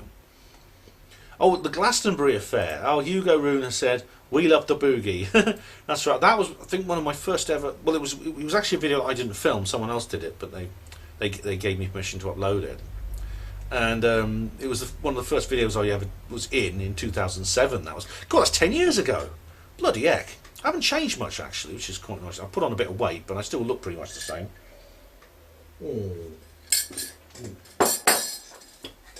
Right, I'm on the dragon juice now. Right, 9/11 conspiracy theories, reply to Stefan Molyneux. Toby Dawson says, sorry to be rude, but you really sound like an idiot. Why apologise, Toby? As is your beloved Dr. Judy Wood. Her theories are absurd and clearly diversions in my humble opinion. Wow. You must be being paid, but you seem so ignorant of science that I assume they have tricked into saying this shit for free. Toby, how can I possibly dispute such a carefully crafted scientific treatise as that? You know, it reads like a paper from nature. Okay. Elaine Bynes. Oh, I haven't heard from her for a while. Oh, this is on my Roswell review. Oh, this is my new book. Right, yeah.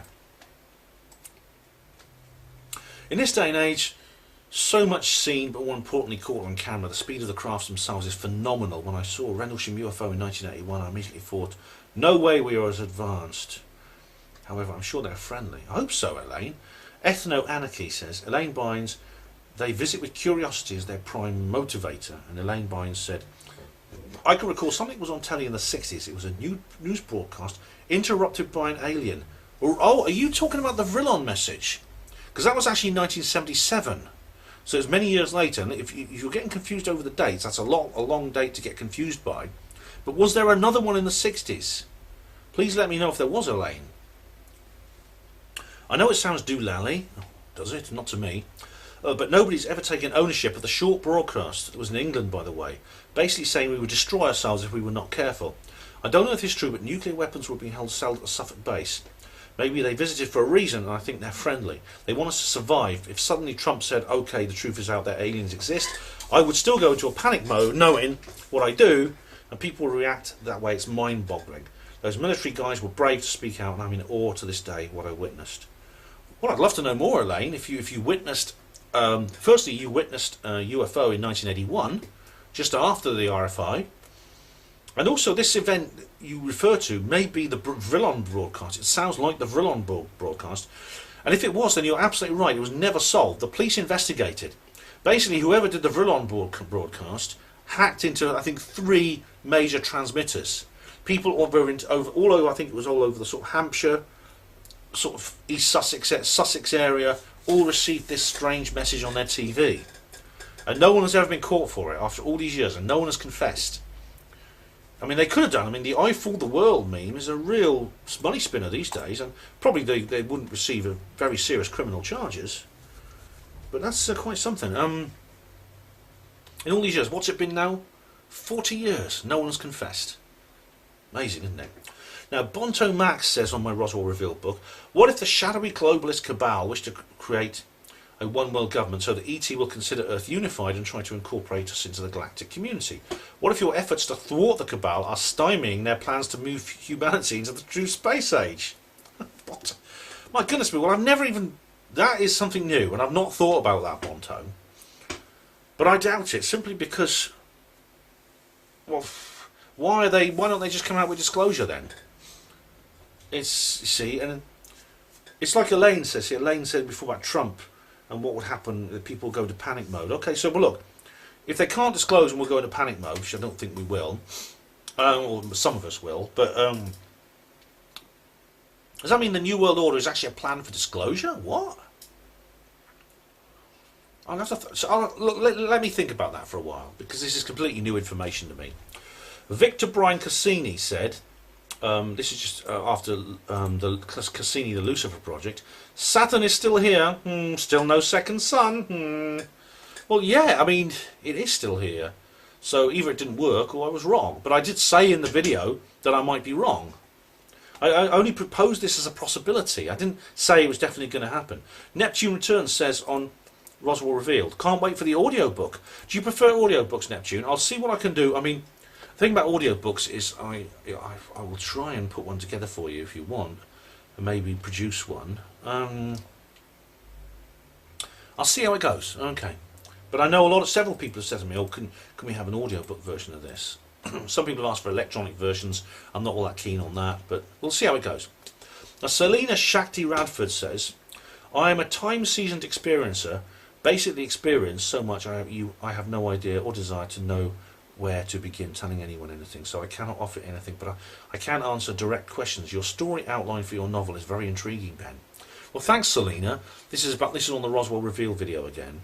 So thanks very much, and do get hold of the book, and if you do, I hope you enjoy it. And if you don't have to tell me anything about your experiences, but I mean, I'm willing to listen if necessary. But well, all the best to you. I hope you enjoyed the book. Don't forget to read the first one first. Now, Alex Fate. Oh, Alex Fate, he's back. This is on Minster Lovell. Ben, I absolutely loved that video. Oh, how am I doing for time? Okay. From start to end, all on so many levels, many fascinating topics for sure, and great that you had such a lovely day for your excursion and exploration. Well, thanks, Alex. It's good to hear from you again, Alex. Alex, I miss the old mindset team, I really do. But thank you very much. Dangerous Dan says on Roswell Revealed, I don't disagree that there is UFO activity and brings aliens to us. I think they live amongst us, not from another planet, from the same place we live. For all we know, there could be several other countries unknown to us where they come from. They are the ones keeping us enslaved. Well, Dangerous Dan, Dan, when it comes to what UFOs are, that's a question. I mean, one of the possibilities that are mentioned by Richard Dolan and Bryce Zabel in AD After Disclosure is they may be crypto-terrestrials. In other words, they are actually from the Earth, and they share the Earth with us. We just didn't know about them till now. Now, Gloria Torres says on the Helen Duncan video, She was born in 1997. Is that what he said? No, I said 1897. I'm sorry if I misspoke there. Now, I've had a conversation with Slaxer on the Drop Dead Fred video that I won't really. So it was a very, very nice discussion with Slaxer, and we did it by text. Barry from Newcastle says, Roswell reveal. I've ordered. Look forward to reading it, mate. Thanks, Barry. I hope you enjoy the book. Much appreciated. Thanks for buying the book.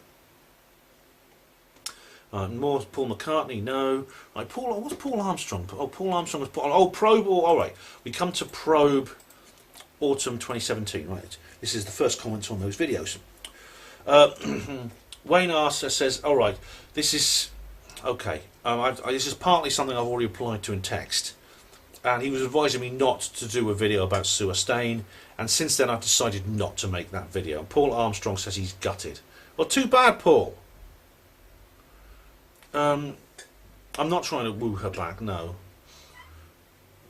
Alright, I'm not going to do that, Paul. Well, Paul, I've just put up my confession video. I hope that satisfies your thirst for gossip. Right, when did you become... Oh, this is someone on Paul McCartney. Oh, God, I'm not going to reply to these comments. They're mostly nonsense comments on my Paul McCartney video. But this is 10 minutes to go, and I'll have a break. Smokey J's House says, on Did Britain Start the World Wars?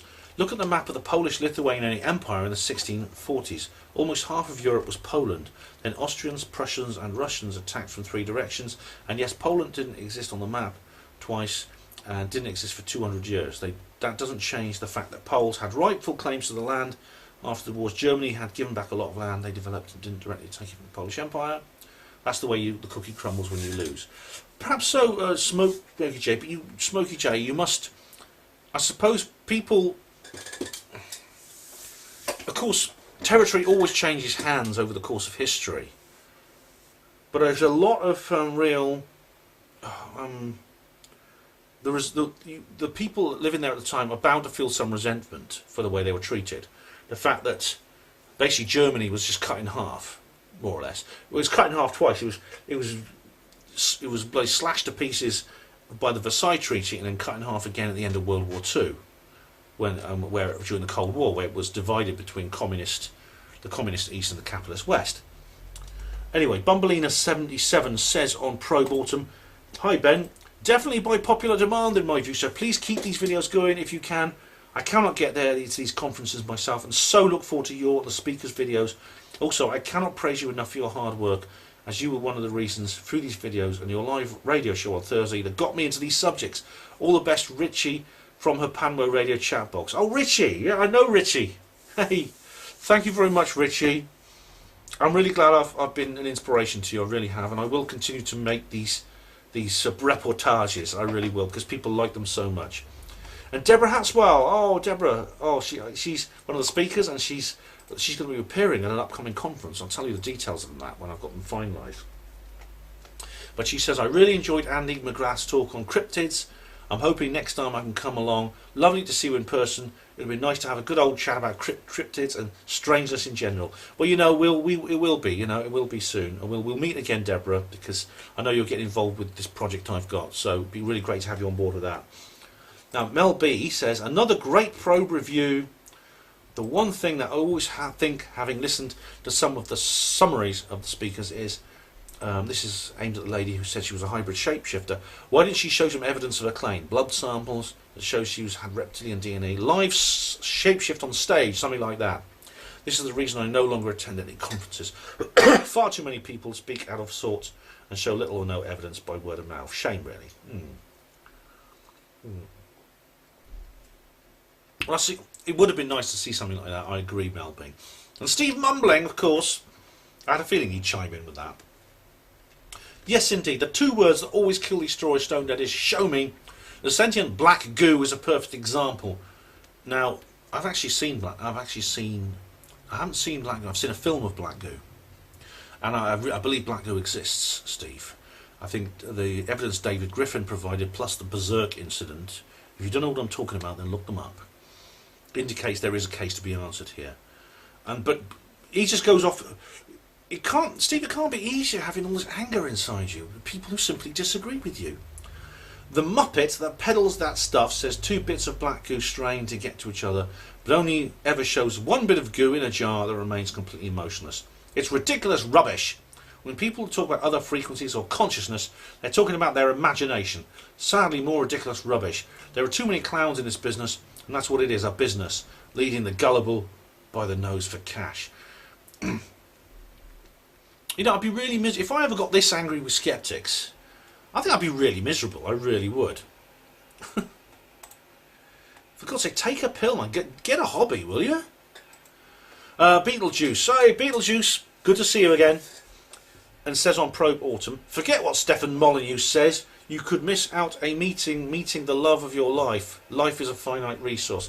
Oh, well, I see what you mean, Beetlejuice, when he says you've got to wait half the time you were together before you get over someone. And that's, in my case, that's 4 years, because I was with Sue Estate for 8 years. I actually agree with you on that, I don't take everything Stefan Molyneux says at his word, because if you actually look at what I've said, I've done several videos about Molyneux where I completely disagree with him. Contact Time says, good luck with the book.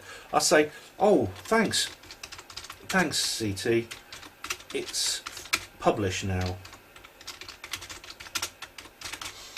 Thanks, CT. It's published now. Great. Oh, brilliant. Thanks, Contact Times. Hugo Roon says, oh, on Probe Autumn. By your telling of Jeremy Bentham, I was unaware of that, but as you were talking about it, I was getting images in my head of a book I read long ago. Interestingly for you, this book was about a porter, though not at a hospital. Porterhouse Blue by Tom Sharp. It was also a TV miniseries with David Jason playing the head porter. That's correct, it's a comedy. It's a very, very funny book. And the main character is what they call in the Oxbridge universities a porter, who's like a kind of like helper, who does deals with the post and things like that. But it's extremely amusing. Now, Carolyn Egan says something on Helen Duncan, my first Helen Duncan video, saying how awful my camera work was. I put in a text comment just explaining to her there is an updated studio version of my Helen Duncan video. You can watch that if you don't like my jerky camera. Okay, that goes for anyone watching this and wants to watch my Helen Duncan video. The second Helen Duncan video was actually updated. Okay, so I'm going to take a break in a minute. So you can actually, it's actually updated, so you get more information on that. Now Hugo Roon says on Probe Autumn, number 4 and 5 copies out of a couple of beers, Adam's Ghost Ship, more Tanglefoot, the Charmaine woman, the shapeshifter. Her forehead sticks out considerably. Sounds like phrenology to me. But like Mel B said earlier, why can't she just shift in front of the audience? That's true. Notional time. I had an experience that might shed some light on how time dries or flies or drags. When I had my accident in '92, time seemed to slow down like a slow motion film, both in time and later recall. When I came to the conclusion of what was different was my awareness of it. It was like suddenly the recording at double or triple speed frame rate, but still playing back at the normal speed, so it seemed to slow down like a slow motion film. It was my subconscious awareness that was running at a higher normal speed, that I was in danger. 3. Pico is 1,000th of a nano. Nano is 10 to the power of 9 pico. Alright. Well, I'm impressed. Can you piss and talk at the same time? I can't do that. That reminds me of one of Celine's laws. Yeah, never whistle while you're pissing. That's from Illuminatus. Hail Eris. All hail Discordia. Ewiger Blumenkraft. If our tide's gone out, I wonder where the moon is. Lytham St Anne's is probably a good place to do some research. Its tidal range is over 30 feet. That's true. Right. Oh, thanks for the information. That's a very, very good comment, Hugo. Thank you. Now, it's absolutely true. You should read Anthony Peake and what he says about people who are in accidents, especially when they believe they're going to die. I might have talked about that in the video, actually. Yeah. Right, John Irwin has commented on my David Icke Light video. I think he means bullshit. Well, again, that's like Steve mumbling. So that's like a sort of like a short version of Steve mumbling, isn't it? Steve mumbling could be as concise if he wanted to. Steve and speak of the devil. Steve mumbling has just commented on Probe Autumn.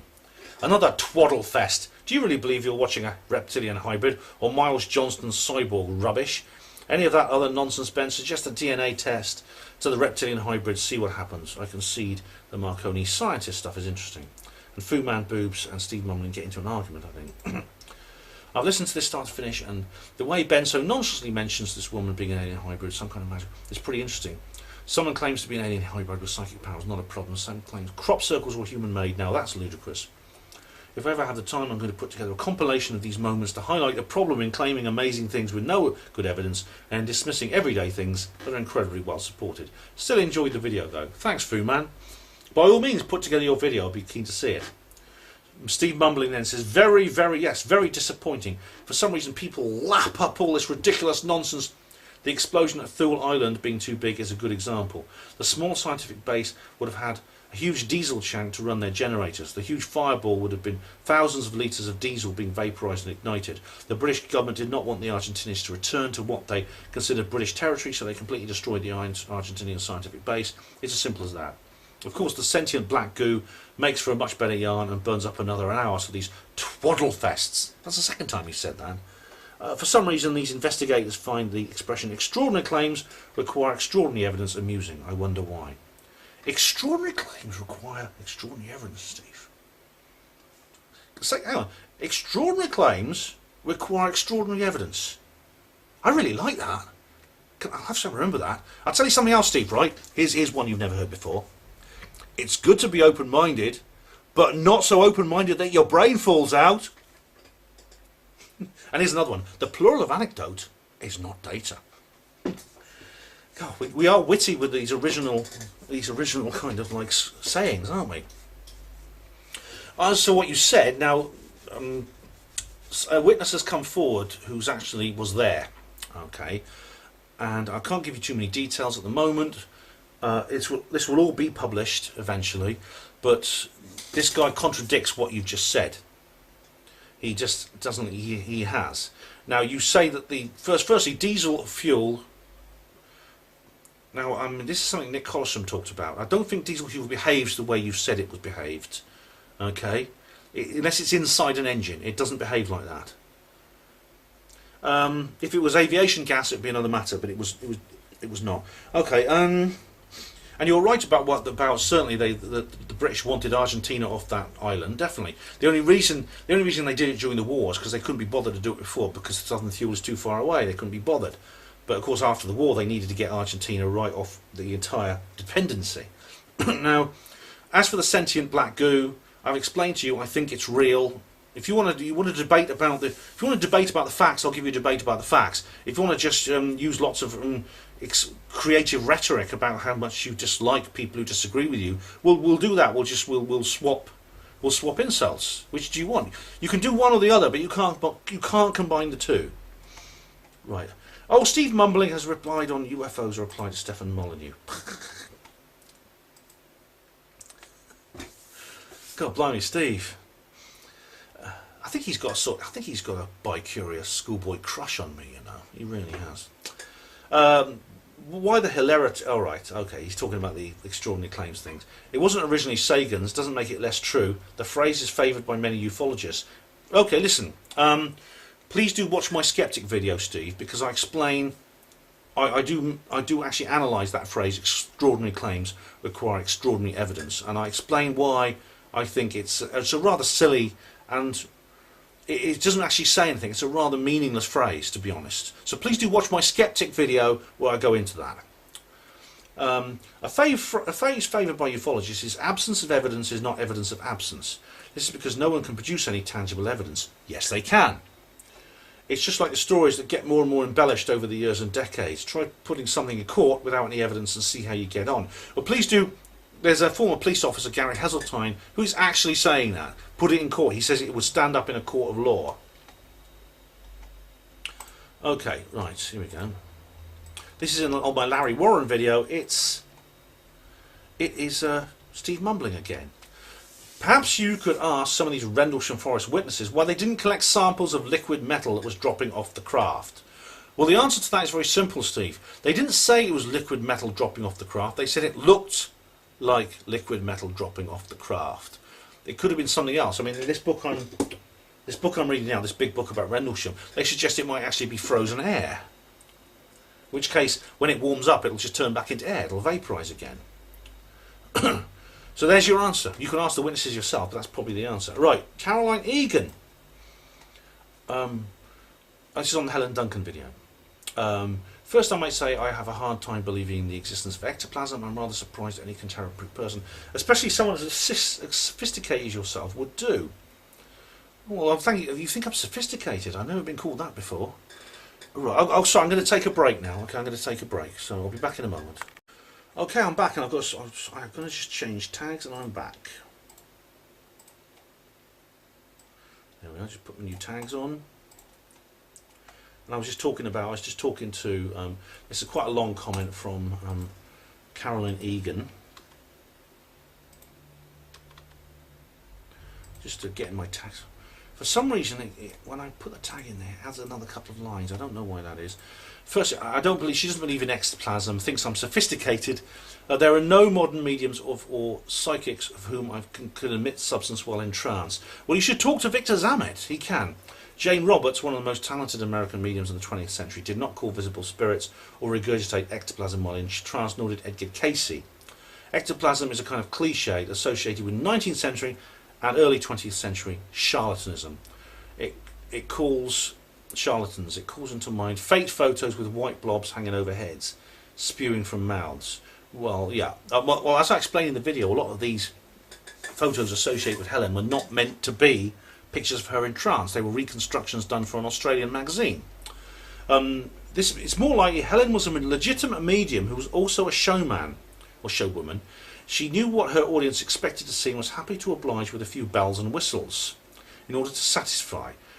In the more naive era, audiences would be less likely to believe without actually seeing something fantastic. It's also very conceivable that people with eating disorder. Now we understand about people with bulimia. This is where you have the urge to vomit all the time. She was trained to regurgitate some kind of cheesecloth concoction. But she didn't know, you see. I explained in the video why that was wrong. I think Price lied. Most bulimics can throw up at will, although I agree that some of the claims her accusers seem dubious and falsified. I have to say I doubt strongly she admitted actual otherworldly substance. It's possible that she did use some degree of fraud to heighten the spectacle of these readings while offering at the same time legitimate readings. If she did, then that was a mistake. But I mean, according to people who know her, she never did that. Her integrity was absolutely implacable. She went through these examinations, these physical examinations, to try and add to that. So I think that's incorrect. Anyway, have you ever been contacted by Helen in dreams or through other psychics? You claim she's contacted psychics over the years since her death. What is the message that she comes through? This was interesting, thanks. Oh, well, you're welcome, Carolyn. I haven't been contacted by Helen. I'm not a medium. I have been in touch with mediums who have contacted her. I know Helen's granddaughter, Margaret Hahn. Helen has given messages through. She's even mentioned certain songs that she likes that are in the modern pop era. And she does approve of what I'm doing. So that's as much as I know. Okay. Oh, Diego Riviera. Oh God, I couldn't have waited another moment without you. What have you got to say now? Well, he or she has to say on the Probe Autumn video.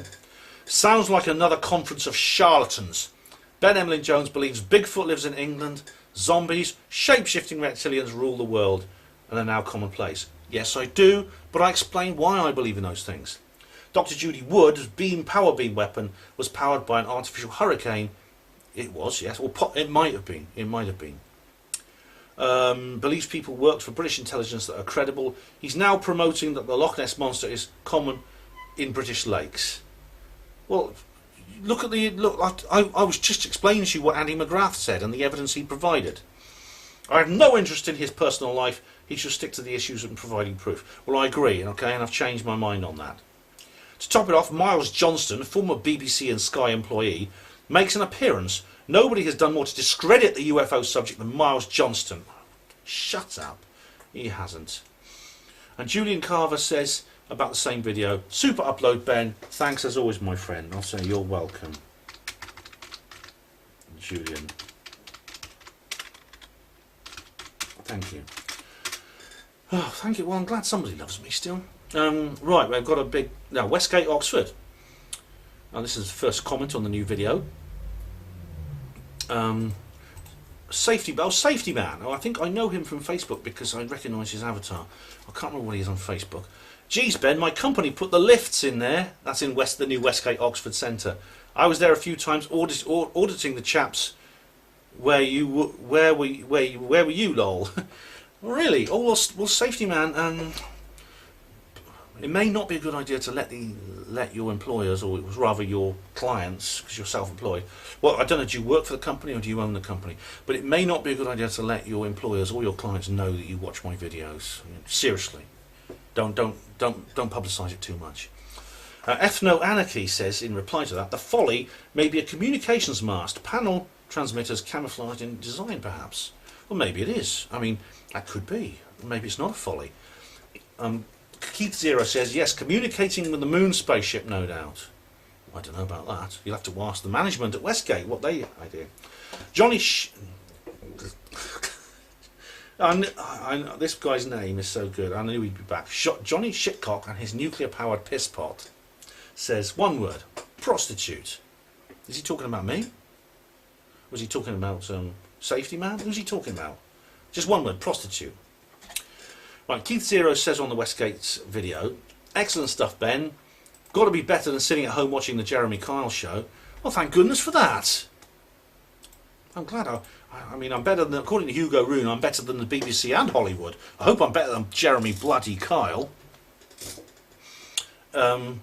Edwardian Lady says, generic hideousness.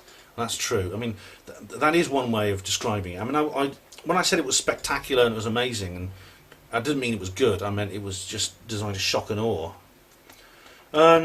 Right, Paul didn't die. See, the truth is out there. No, I'm not going to reply to that. Westgate, Oxford. The 3 Cosmos 3. I like the weird effects on the indoor shots.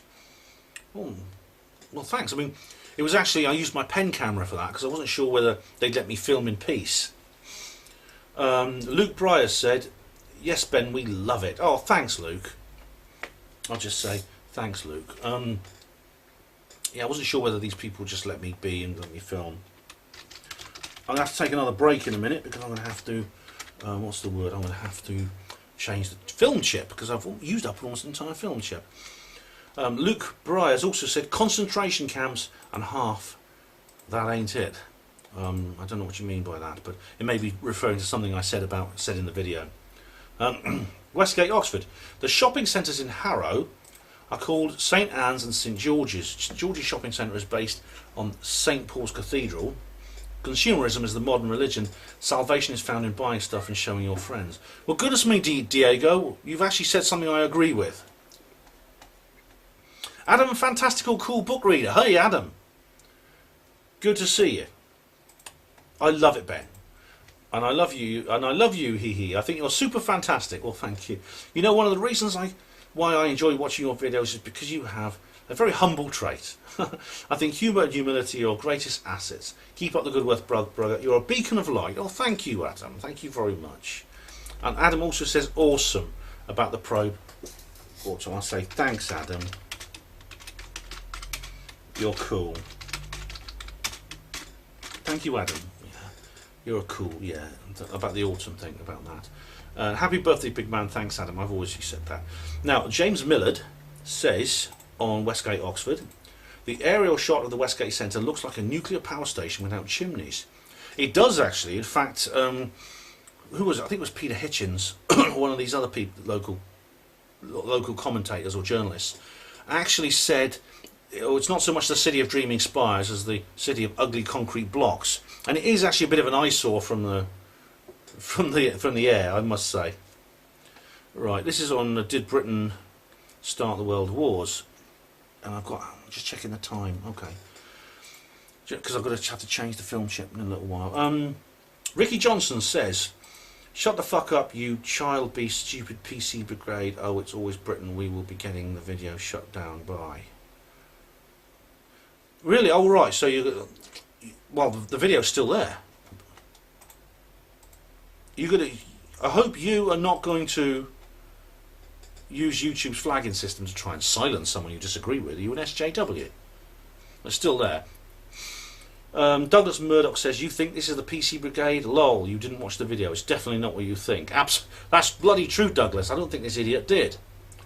Right, now I've got Danny Cruz has said on the last, or one of the comments reply videos, do little damage, the planes don't travel at 1,000 miles. Right, yeah, I think this is referring to the Dr. Judy Wood thing. Watch Where Did the Towers Go? Yeah, I'll read the book. There's a Paul McCartney one, I'm not going to talk, I'm not going to answer. They Live 23 says, on Did Britain Start the World Wars? It's never the British people who go to war who could until the propaganda machine springs into action. It's the true power behind the throne and the government which is manipulating diplomacy and public opinion for their own aims who force war on the public. Well, that's true. True, no, I'm going to ignore that. That's on Paul McCartney. And now we have The Invisibles, a new video I uploaded. 69 Phuket says, Lord of Mercy. Lord of Mercy. That's Irish, isn't it? It's a bit of Irish stuff there. And we got to, like, this is on The Invisibles as well. Jack Parker says on The Invisibles, this sparks an entire thread. Nick needs to try some broad range selector modification of Cloudbuster. Also, the bit of Rosetta Stone we should have realised in our minds is a signalling device of extraordinary capability. It's essentially tangible and real, belief factor volume control. And Fu Man Boob said, sounds a bit too much like The Secret. What, are you a millionaire? Not rich, I'm afraid. I'm not rich and not afraid of being rich. Struggling handyman recycler. Oh. Well, Fu Man Boobs, I won't read this out, but Fu Man Boobs and Jack Parker have a civilised and friendly discussion, which is such a rare thing in my comments box. It really is. And now, let's have a look. Now, Jack Parker says, one must thinking what made UFOs appear around the tether in outer space. Well, yeah, this is what I was talking about with Hugo Rune. You look at it's David Sarita. David Sarita, look at his video on that and his discussion with Dr. Edgar Mitchell. And here, now this is someone, it doesn't actually have a name. This is on The Invisibles. Do you guys think having kids is immoral? No. What's that got to do? Why did you ask me that? Why did you ask me on that video? Are you one of these people, one of these population reduction people? Desmond Money says, I've seen this type of thing. Don't mean to sound condescending, but the night shots like that remind me of shooting stars. Well, I don't think so, because I mean, the evidence Nick provides, I think, says it's more than that. And Elaine Bynes said, that's what I thought I'd seen, except it went down, stopped for 2 minutes, and went up again. It was a UFO, and the guys at the base in Suffolk were definitely visited. I'm a witness to that effect, just after Christmas 1981, so that's just a year later. So thanks, Elaine. Desmond Money says, the spiral ones are a mystery. Well, I think a lot of them are. I found the video interesting, thanks. I won't put in separate tags for all these comments. Why are these images, what are these images altitude? Well, we don't, it's hard to judge. I mean, as I explained to Nick, the focus can give you a clue, but I wasn't exactly sure how many, exactly how high up they were. It's difficult to judge things in the sky. I believe you would like to get the book. Oh, please, we'll get Nick's book. It is available. It's very, very good. I found the video interesting, thanks. Well, you're welcome, Desmond. I'm glad you liked it. Elaine Bynes says on The Invisibles, I think this video is going to be a bit shorter than I thought, actually, which is good. I don't want it to be as long as the last one. I didn't realise at the time, but I saw the Rendlesham UFO 1981. All right, I'll be buying the book, thank you. Great interview and video. Well, you're welcome, Elaine. I saw what was things that were made of light, extremely bright, moving at speed. I've seen a Hawkwind, and what witness made Hawkwind look like a toy. It was the early hours of the morning, looking for a UFO was the last thing on my mind. Sightings around Christmas, just after Christmas, maybe a good time to spot. I was living in Epping at the time and was over the left of me, high in the sky, 2 AM. I watched it shoot downwards. It was a shooting star, but it stopped. Didn't realise that it was downwards rather than looking up. Then it shot straight across, covering what I believe is an enormous amount of space, and stopped. WTF was I looking at? After a few minutes it shot upwards into oblivion. It was nearly 3 years before I heard about Rendlesham. That must have been the Holt memo and the News of the World article. Oh my God, it all tallied. Those guys were visited. On further research, it seems the aliens are interested in nuclear weapons. As far as the UK public were aware, they were none at Suffolk. I no doubt the aliens knew better. I think they are friendly and believe they are far more advanced than us. I think this day and age with cameras, etc., the government are going to have to make some sort of announcement. We know they exist. Well, I certainly hope they make some announcement, Elaine, but I've done several videos on the disclosure issue. Please check them out, because I think it might be a bit more complicated than that. And indeed, read my books. The 2 books I've written recently, they were all about that as well. As for the interest in nuclear weapons, yes, I mean, I myself have talked about my own photograph of a UFO I took in Scotland. As for whether they're friendly or not, well, I think some of them are. Not all of them, though. Some of them are bad. Luckily, only a small minority. Most of them seem to be sort of disinterested observers, though, to be honest. Mysterious says, I'm going to save this video to watch when I'm at work tomorrow. I say, thanks, Mysterious. What sort of job do you have? You can watch videos at work. Some people listen at work on earphones, but watching videos, I don't know. I have to ask, says Steve mumbling, why didn't he get some videos of these intelligence agents and their cars with his phone? A Fu Man Boob says, would it make a difference? They just look like normal people, I presume. They follow me all the time. I think my missus is one of them. Oh dear, Fu Man, that must be an awful home life you've got. Well, all right, that's a good question, Steve. I'll put it to Nick. See what he says. Edwardian lady says, your impression of Cocky Cox cracks me up. Oh, Edwardian lady, you're a nobber. You really are. I'm so clever and handsome and wonderful. I'm glad you like that. And Sorenable says, I'm saving this video too. I'll say, thanks, Sorenable. This is Invisibles again. Thanks, Sorenable. Much appreciated. I'm actually recording this a bit earlier in the day, which is a bit helpful. I'll be stopping in a minute to take another break. Now, Midlands Paranormal Society says, here we go. Fascinating how Nick said it looked like the craft was breathing. It looked like energy. Energy can shapeshift and change. I've seen an entity shapeshift in front of me in 2015. Life's changed a lot since then. This is Radcliffe on Trent, Nottingham. Oh, it's near the around 4 PM. Ben, if you want to borrow a UV camera, get in touch with me. I have IR and UV full spectrum. And you said EVP had archangels in a non-human voice. Oh, that was Nick's encounter. Yeah. In another few seconds, they say you're going to hell, and another long after that. What? 1 hour 25:55. Sorry, I misread that. You had an EVP. Right. Look, I'll have to check that out. Okay. Bloody hell, an EVP. I'll check that out. I can't do it now because I'm in the middle of making this video. But thanks for letting me know.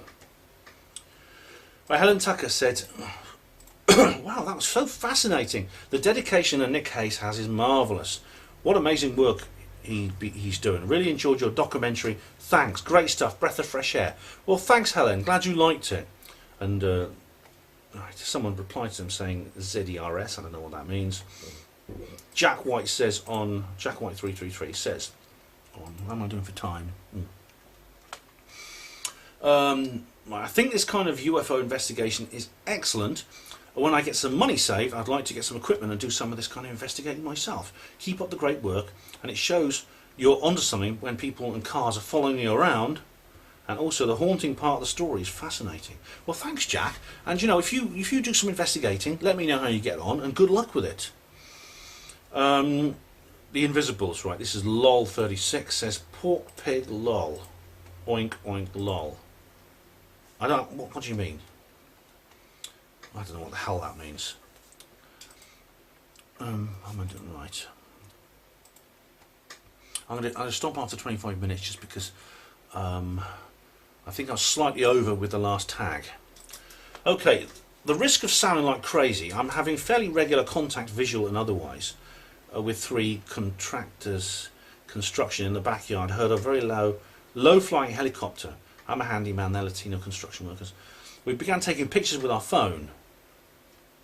It was a clear phenomenon, etc. It had a stationary triangle positioning, not to run, but the mind intent very key for sightings. I assume my field must relax to get past the impression of being startled. Their language is, don't need to scare people unnecessarily through, ultimately that's not the result. It's a great privilege to be an ambassador for the human race. Well, Jack, have you send me the pictures by all means, although of course that won't convince the skeptics, but you know.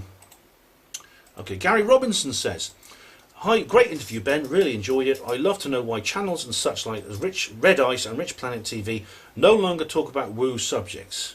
Well, Gary, well, that's a good question. I mean, I could do an entire video on that. Well, Red Ice has gone alt-right. But Rich Planet TV does still talk about conspiratorial UFO paranormal subjects. If you watch them, they do a lot of good stuff about on the aliens and on 9/11, and there's a recent one about Charles Manson and the moon landings. So Rich Planet is still very much on our wavelength. Right, Ellis Taylor. Oh, here we go. Right. Ellis Taylor, good old Ellis. He's the one who gave me the numerology reading. Brilliant. Nick's patience and dedication brings to light the unseen for suppressed humanity to once again broaden their scope of wonder and perception. This is a multi-layered environment, and we have always shared it with others. Humans are easily capable of seeing much wider spectrums. Very few have been able to, like Ellis does. Ellis has written some great books on things. It's just their senses have been deliberately restricted for the purposes of control, yes, not least through obstructing the major highways of their DNA and brain functionality. Forget Cox, he's lost in his own squeeze box. He certainly is. Oh, my squeeze box is so wonderful. And I can't see that he is where he is because he's a useful idiot, fully paid up idiot. This is evidence of the invisible world that mystics have been communicating with forever and classified sources have been working to harness for their own dark purposes. Of course, anyone who actively participates in this intercommunication attracts degenerate agency attention. They always have. Thanks, Nick and Ben. Groundbreaking. Well, thank you, Ellis. Thanks for that long, detailed comment. And yeah, we do get agency. I mean, I've talked about my own implant and things like that. I'm not immune from that, unfortunately. And Izzy Smart. Hey, Izzy. Long time no see. Oh, you're still doing your... Oh, sorry, I haven't checked your channel. I'll say hi, Izzy. Great to hear from you. I'm okay, thanks. I'm giving Izzy, because I've not heard from her for so long, I'm just giving her a little special text comment here because she's really, really cool, Izzy. And she commented on the invisible. And invisible. She also says, I have an infrared lens for my DSLR, bought it for Nibiru. We'll have to dig it out. You know what I think of Nibiru. A lot of light. I do a lot of light painting. Long exposure produces weird things as long exposure. That's not normal vision. I try light painting with my infra lens. And Izzy says he needs a better camera like a DSLR. I use a Nikon 7000 D7000 mid-range up, proper lens. None of that digital lens stuff. Optical only. All right. And Gamergate says on Probe Autumn. How am I doing for time? Okay, I'll do one more comment, then I'll take another break. If you eat several apples every day, aim for about 5, and you can reduce the arthritis significantly. It's a well-known, long-standing remedy going back many millennia. Oh, thanks, Gamergate. Well, you know, I'm actually looking into finding treatments for my osteoarthritis, and this sort of thing really interests me. I know there's Nexus magazine have written a couple of articles about this, which I'm working my way through. I'm certainly not giving up.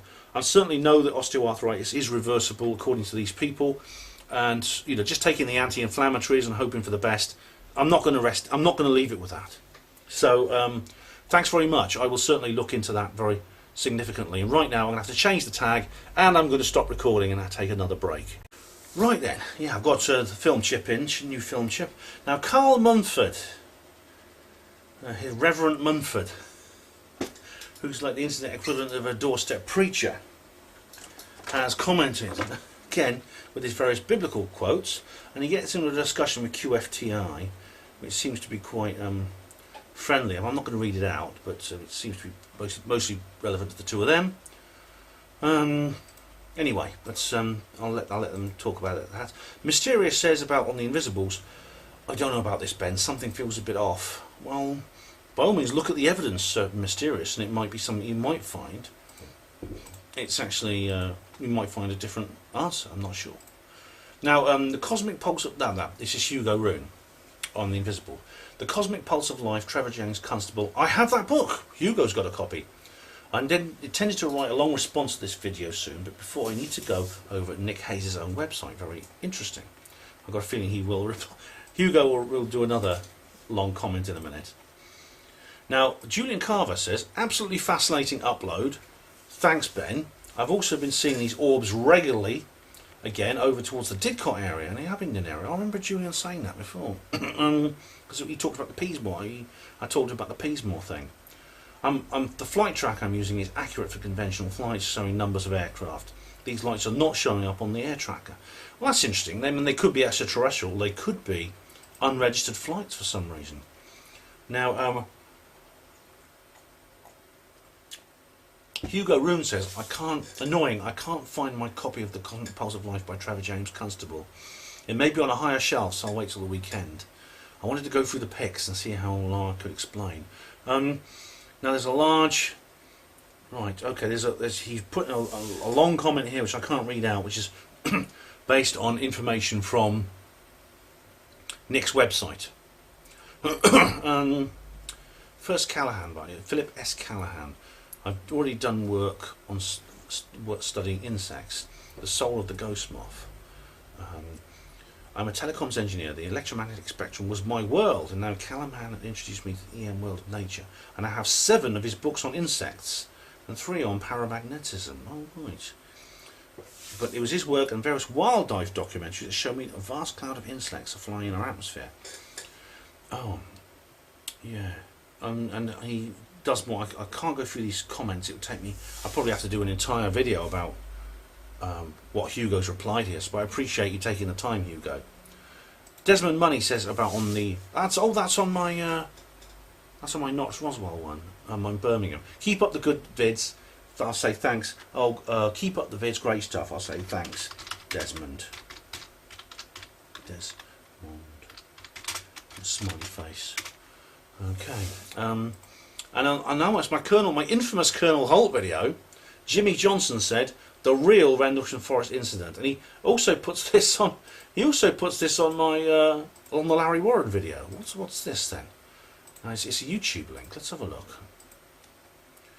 Oh, this is a 5-minute video, which is what's this about? What the hell is that? It's some kind of. Well, it's kind of that's weird. Oh, I think it's some kind of hip-hop song about Rendlesham Forest. Well, I'll check that out. I'll check that out in more detail, Jimmy. Thank you. Well, Adam Fantastical Book Reader says, thanks so much for all this. And I'll say, oh, bless him. I'll say, thank you, Adam. One of the best, he says. Thanks, Adam. He says this on The Invisible. Glad you liked it, mate. I really do. Thanks very much. Now, Desmond Money says, Alright, this is on my Manchester video. Are any of your talks in London, Ben? I'll say yes. Oh, I'll just put in a comment here. Yes, actually, if you go to... Desmond, if you go to my catalogue, you'll see that... if you go to my catalogue, you'll see that I did a talk in London many years ago. I think it was in 2012, at the David Icke discussion group. So check that out. Right, Neptune Returns. Now this is on my Westgate Oxford video. Small local shops with the old fella and his wife are dying out. That's savage. I did a video about the new Tesco's. I remember. Young people don't want to start a business. It's a pity because these types of shops could be the best, and they are. There are a few in my town that accept cash, no cards. I think Neptune Returns lives in Ireland, so it's good that you often get bargains. There's good quality stuff. And the owners have years of experience buying. These shopping cathedrals have no character. It's like Edwardian Lady said. It's like it's just template nonsense. The same boring clone shops are a rip-off because the rents are so high. By the way, Uniqlo salvage jeans that would be considered at the bottom of the market, £25 on eBay. You can pay hundreds. More crap for the morons. Now 9/11. Stefan Molyneux. Mick Lewis 55 says, Ben, the molten steel glowing red under the pile weeks later, explain please.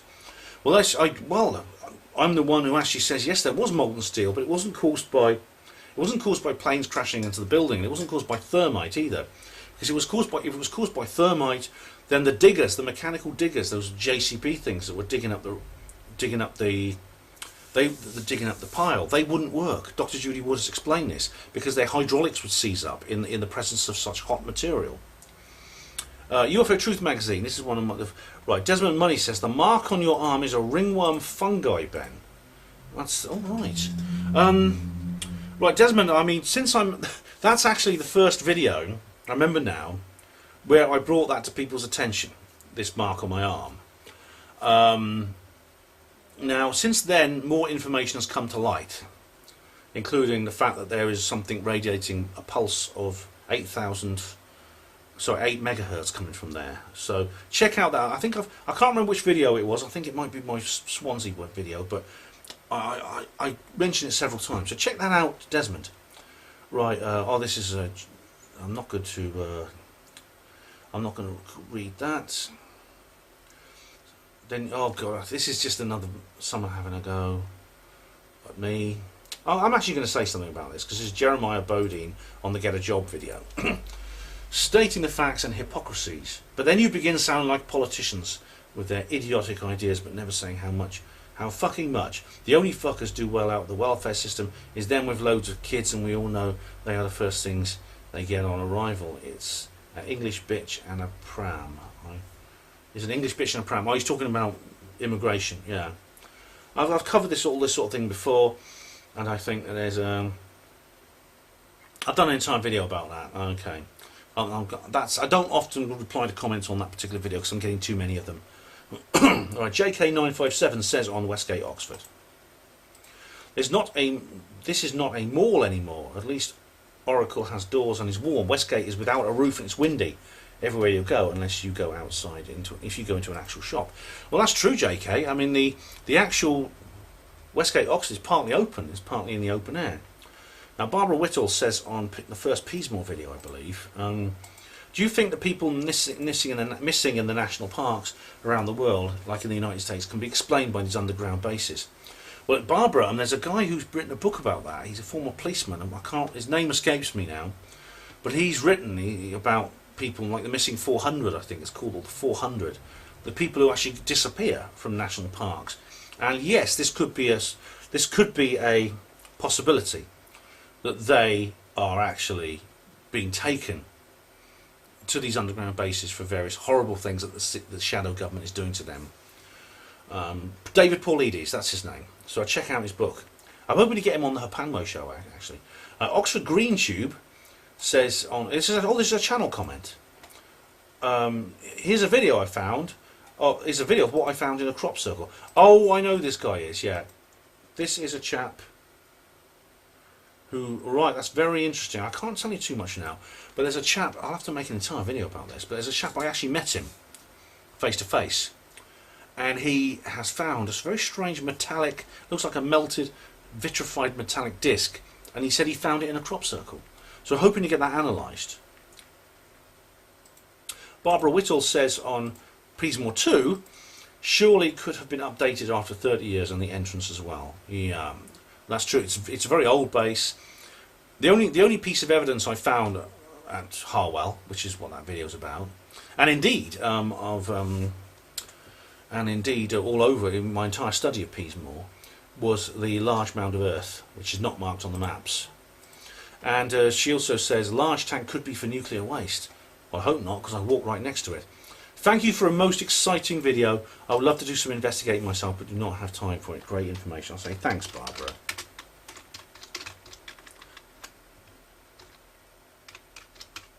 Smiley face.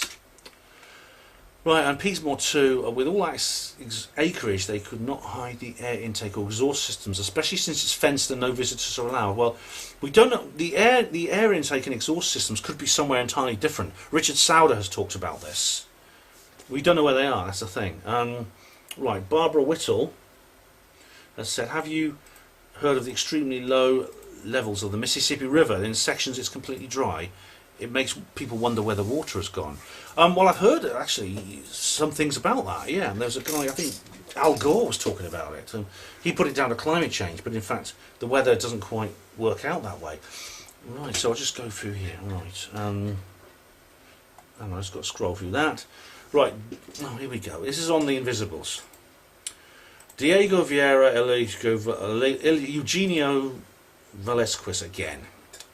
Ben Emlyn Jones believes in the Bigfoot, believes the Bigfoot lives in England. Yeah, Diego, you say this in almost all of my videos. Okay, you're not revealing a secret. I'm not pretending otherwise. You don't have to keep commenting on my videos that I believe the Bigfoot lives in England. I'll tell you, I say so quite openly. The Loch Ness Monster is common in British lakes. That's what Andy McGrath was saying, yeah. The human race is from Mars. Well, I never actually said that. I said it's a possibility. 9/11 was done by an energy weapon. Yes, and it got its power from an artificial hurricane, possibly. He supported Donald Trump. No, I didn't support him. In fact, I've done a video called the counter-Trumpening, where I explain quite clearly why we can't trust Donald Trump. Anne believes we are run by reptilians. Yes, he sounds very credible to me, and I know you're being sarcastic when you say that, but you've got me partly wrong there. Well, is that? Oh, is that really, he sounds very credible to me. Is that really, I mean, what are you trying to say, Diego? I mean, these are all things that you're just telling people what I'm like. I mean, people can actually learn that from watching me. Now, Roger Salzgaber, oh, hello, Roger. He's a HPANWO radio guy. There's very little crossover between my two audiences, HPANWO TV and HPANWO radio. Roger's one of them. To me too. Roger's calling him on his sarcasm. Right, Desmond Money says, let's hope the arthritis doesn't get you down, or worse, and keep your chin up. I'll say thanks, mate. Thanks, Desmond. I appreciate that. I hope so too. And then that's on the Probe Autumn video. And then Desmond Money also says, Stefan is brilliant, but I believe spaceships of the universe exist everywhere. This is on the UFO Molyneux video. And he says, when you have 1% gravity, you have 1% inertia. Well, Stefan is clever and he's interesting and he says some good things, but I don't think he's brilliant about everything. I think he makes a lot of mistake. Right, this is, did Britain start world wars? Okay. Black Shuck says Jews. It's just one word, Jews. I don't know what he means by that. I've done a video with one word called Jews, and I explain why. If you're saying that Jews are behind the New World Order, I'll explain why they're not. And Black Shuck also says, piss on Paul McCartney. I don't know what that's got to do with anything. Fu Man Boobs says on the Invisibles, I believe it was in this video you make a comment that people may be experiencing illness in relation to radiation of some sort due to coming into contact with technology we're not aware of. Whilst the skeptic accept this possibility, the reality that they worked on a site containing nuclear weapons would be an obvious go-to. Why is it that you disbelieve what the government says about certain things, but if they tell you nuclear weapons are safe to work around, you accept it as fact? Interesting video all the same. Well, Fu Man has said this on my Invisibles video. I think what he might mean is maybe one of my videos on the Rendlesham Forest incident. Now, the truth of the matter is, I did say that people can. I've seen evidence of people experiencing illness in relation to UFOs. I mean, it's not just Rendlesham Forest; it's other UFO events. You know, it's the Cash Landrum incident. It's several other cases where people have experienced the illness of exposure to radiation after being close to UFOs.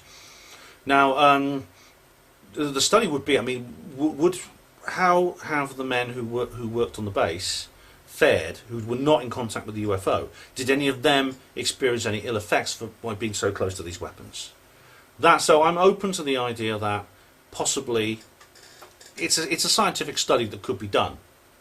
Okay, so I'm quite happy with you to bring that up. Now, Magma 1100, hey, I know Magma. She says, haha, Mr. Molyneux, controversy generator machine. He is a bit, yeah. Now check this out. Says this is on my new Molyneux video, my confession Molyneux video. He says, my wife ran off with my best mate. Oh man, I miss him so much. All the best, big man. Thanks. Check this out. I'm sorry to hear about what happened with your wife. It was similar to the guy in the Molyneux video. Right. Oh, Luke Bryers has commented on the confession Molyneux video.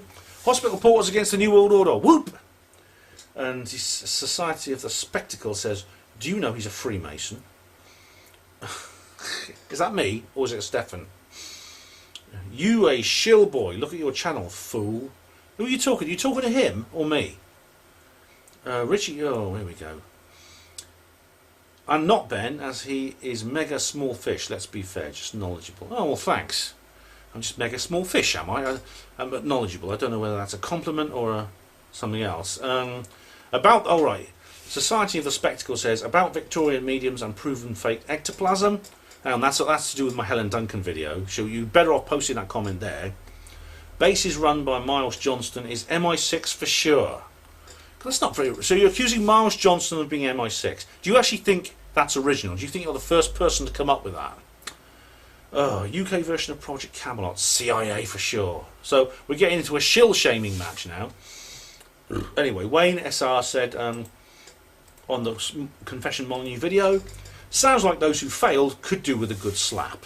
I don't know what you mean by that. And on the same video, Daniel Bostock says, you don't need to upload to BitChute. You could create an account and put your YouTube link there, and your YouTube vids automatically appear on your page, very large. Follow the instructions and do that. Oh, right.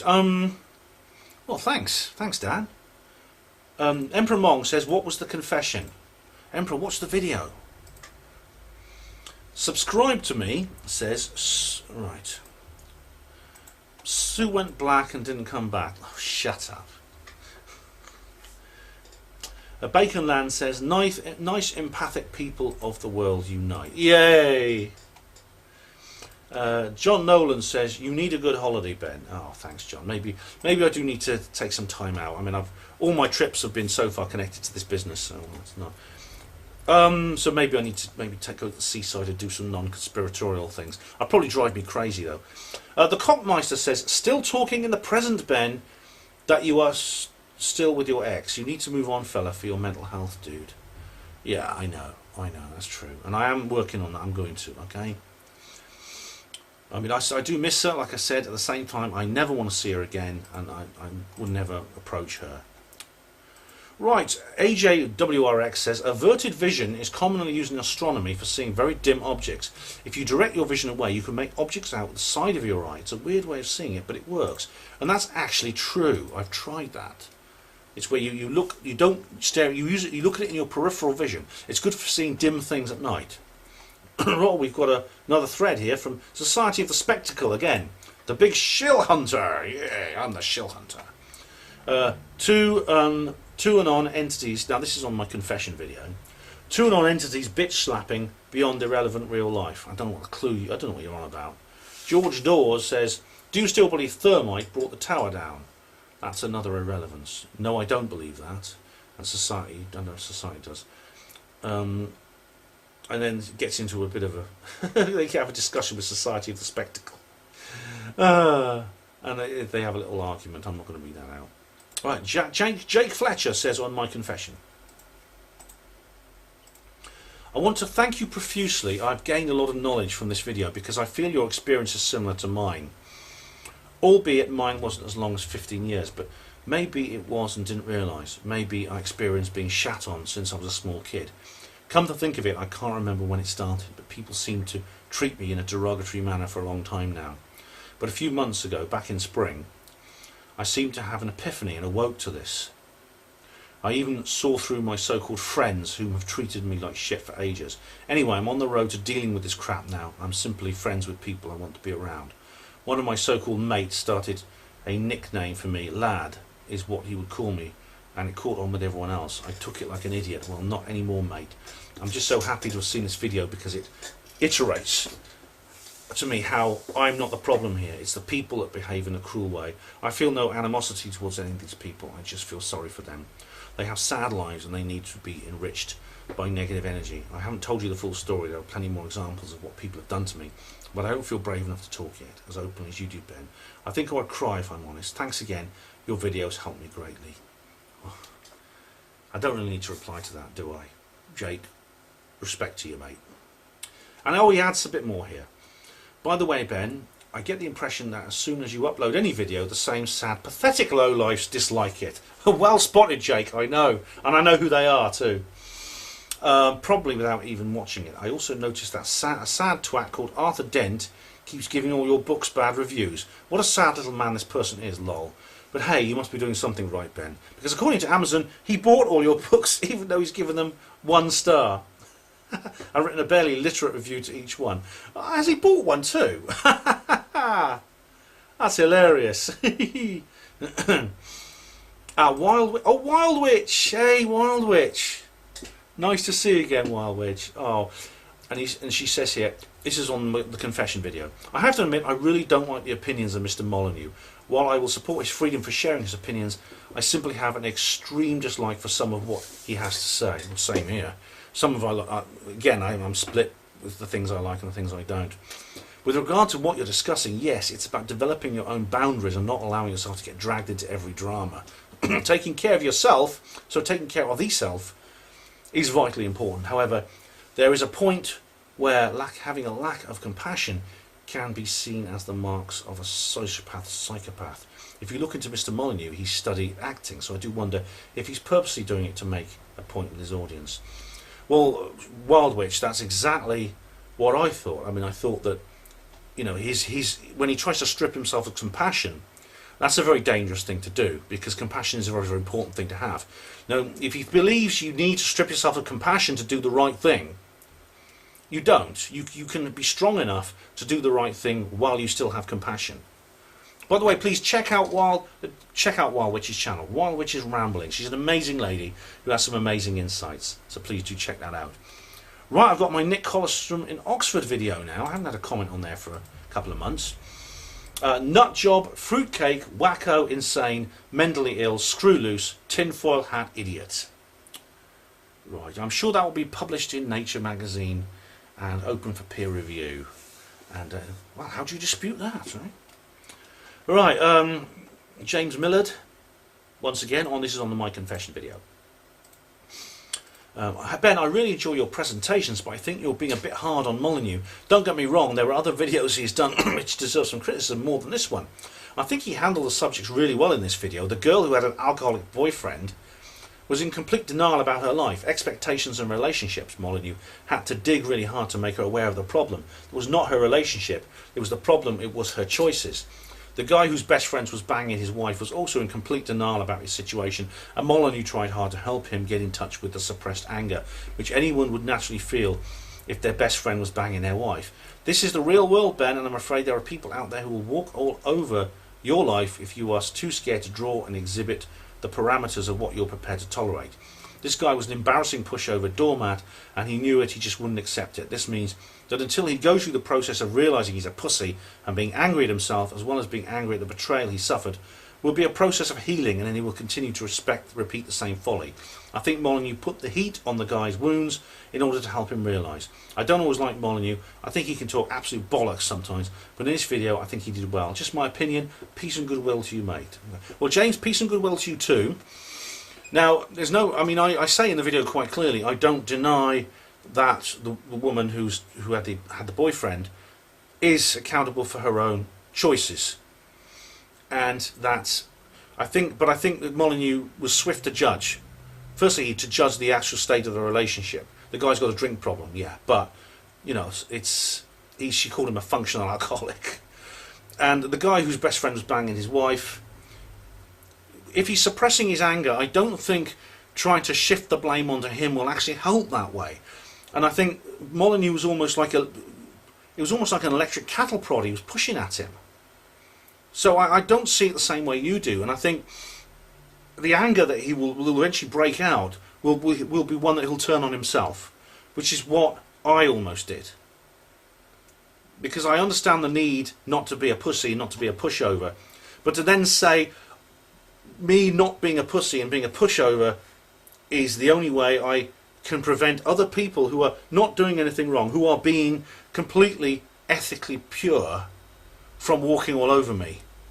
That's the problem. It was not what Molyneux said specifically, but this was the implication where he was leading.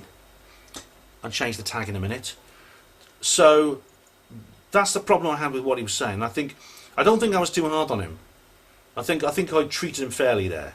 As I said, I do try to keep rational with him. I respect the guy. I'm willing to listen to what he says. In this case, I think I told him a few home truths. So we're on the ASAP Seriously Strange concert. Oh, Stephen Criddle. Oh my goodness me. I know that name. I know he's done and made a lot of comments, and they're really weird ones. Hi Ben, just made a vid. Chris Crowley knows also. It's called ASAP, where I just took you all down. I mean, I watched that video. Stephen, I watched that video, and it didn't make any sense to me. Right, this is on my confession. Grump Skull said, it's about defining your personal boundaries, because if you don't, some individuals will take advantage of that simply because they can. Well, that's true. That is literally true. The same way as what James Millard was saying. That is literally true. But again, it's the ethical situation I'm here, not the practical one I'm dealing with. This is where I think Molyneux gets it wrong.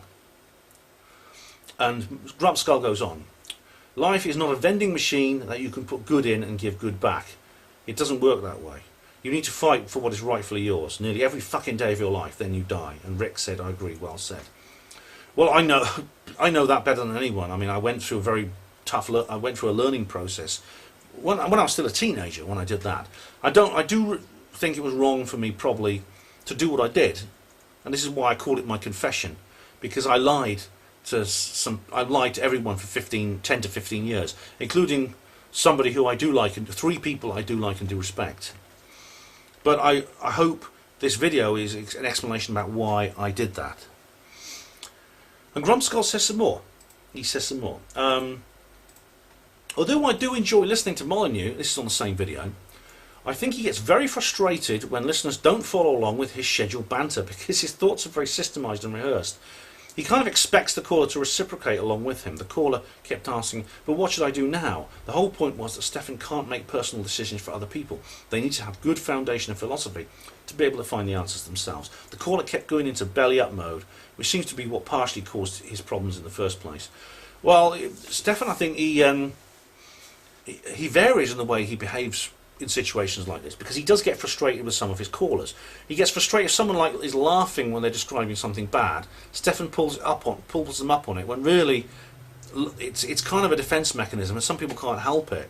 There's lots of other examples where I think he doesn't really gel. He breaks down the kind of trust in the discussion with the caller, simply because he doesn't give them enough space. He doesn't give them a chance to explain properly. Now, and I understand that this is a radio show he's doing. It's not just a call, it's a radio show. So he has an audience to consider as well. And I think that may be why these situations occur. The guy whose wife was ran off with his best friend, yeah, I mean, I think, as I said, he went into belly-up mode. He became very defensive. Yeah, he started saying, well, am I supposed to rape her or something like this? And Stefan said, correctly, no, it's too, you can't just push it to polarities. It's like a pendulum. You can't just go from one end of the pendulum to the other. So I just think that could have been handled better. It's not the practical issues that were involved, it was the ethical issues. Now, this is my video, Nothing Works Anymore. This is another old video. And John Jacob has commented.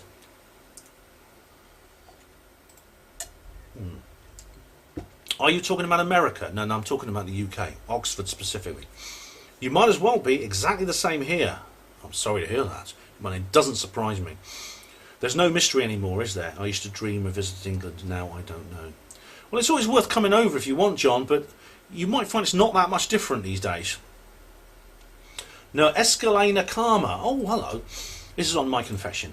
Hi, Ben. A long-time fan of the mindset here. Hey, Escalena. Have a look at Third Rail Radio, if you like the mindset. It'd be great to hear you on Stefan's call-in show. Well, I'm thinking of actually applying, you know. It'd be fun, that, wouldn't it? It was a brave thing of you to run that test on your friends. Well, thanks, you know, but thanks for saying that. But, I mean, I actually feel a bit guilty. I feel a bit bad about it.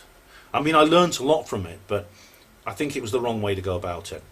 And I think Stefan had great compassion for that. Well, I hope he did. I mean, I think he has watched at least one of these videos. I know that. Maybe he'll watch this one. And I hope you don't have compassion for those people failing the test and getting stronger for it. And get stronger for it. I think you would have a great chat, Linus. Oh, thanks, Linus. Well, you know, I've been quite ruthless with people who fail that test. I don't condemn them, I don't judge them, but I keep them out of my life. I think to myself that I think it's given me an insight into their personalities that I wouldn't otherwise have had. So, although I don't feel anger towards them, but I just feel I want to be away from them. And luckily, I'm only in touch with about a few of them now, so I can just keep them away from me. Most of them are just drifted out of my life anyway. Some of them I'm in touch with, others I'm not. Keshe 100 says in The Invisibles, what has Stuart Pearce got to do with all this? Who's Stuart Pearce? Did I mention that in The Invisibles? Sorry, I might have forgotten. But let me know. Clarify what you're saying. Adam Fantastical Book Reader says on my confession, I never really liked Stefan Molyneux, even though he speaks common sense. He's also quite arrogant and a narcissist as far as I'm concerned. It's off-putting really, the way he often puts people down who don't agree with him. It's his ego and the way he talks. He's Mr. Know-it-all. Well, he can actually, it depends which videos and which calls you're talking about, Adam, because he actually is in some cases. I'm going to change the tag. Slightly late, sorry, just a little bit late. Right, here we go. Right, change tag.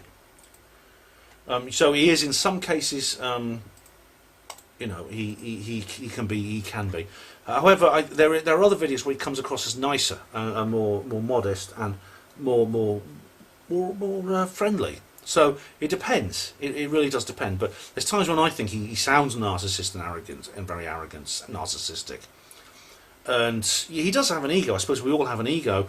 The question is, can you conquer your ego? That's the thing. Oh, Diego Riviera, hello again. Ben Emlyn Jones finally admits that he believes in the British Bigfoot.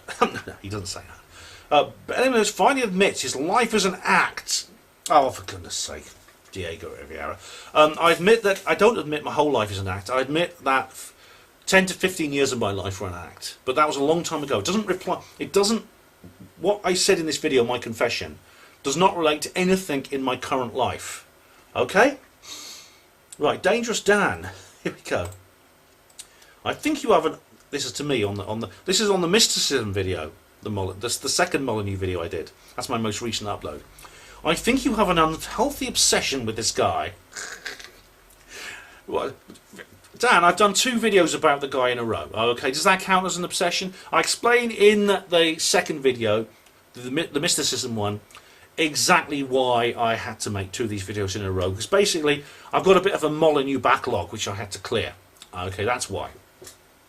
And Grumpskull says, no, it's just that stupid people are drawn to intelligent people who agree with them, and intelligent people are drawn to other intelligent people they may not necessarily agree with.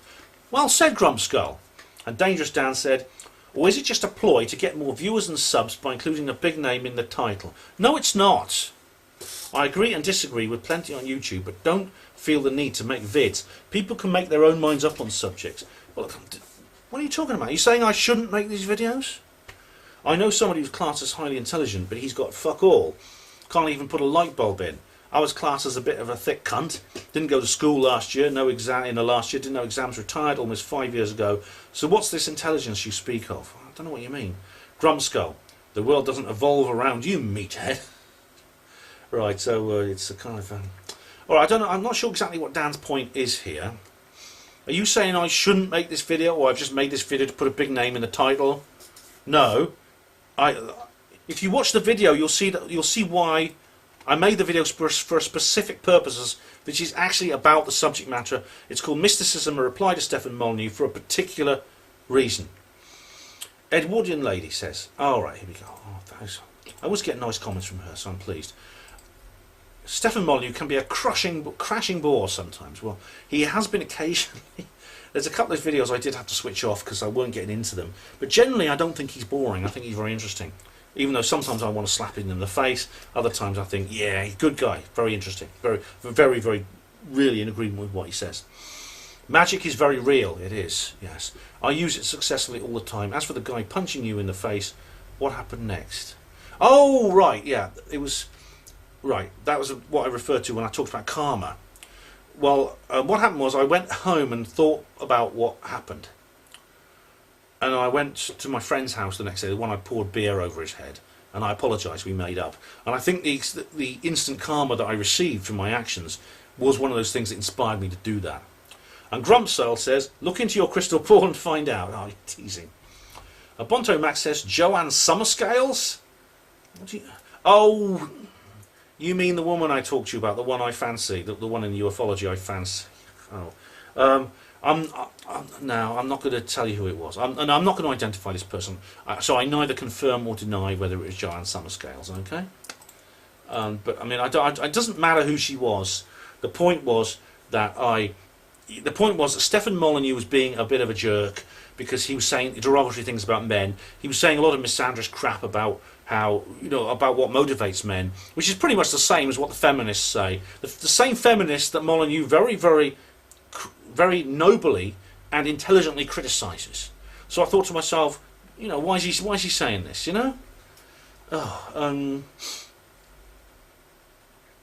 Okay, so but it's not. Oh, I'm not going to say who it was. Okay, Gary Robinson says on the mysticism video, Stefan sometimes reminds me of an angry Alan Partridge. Oh, yes indeed. That's not an argument, Oh, yes.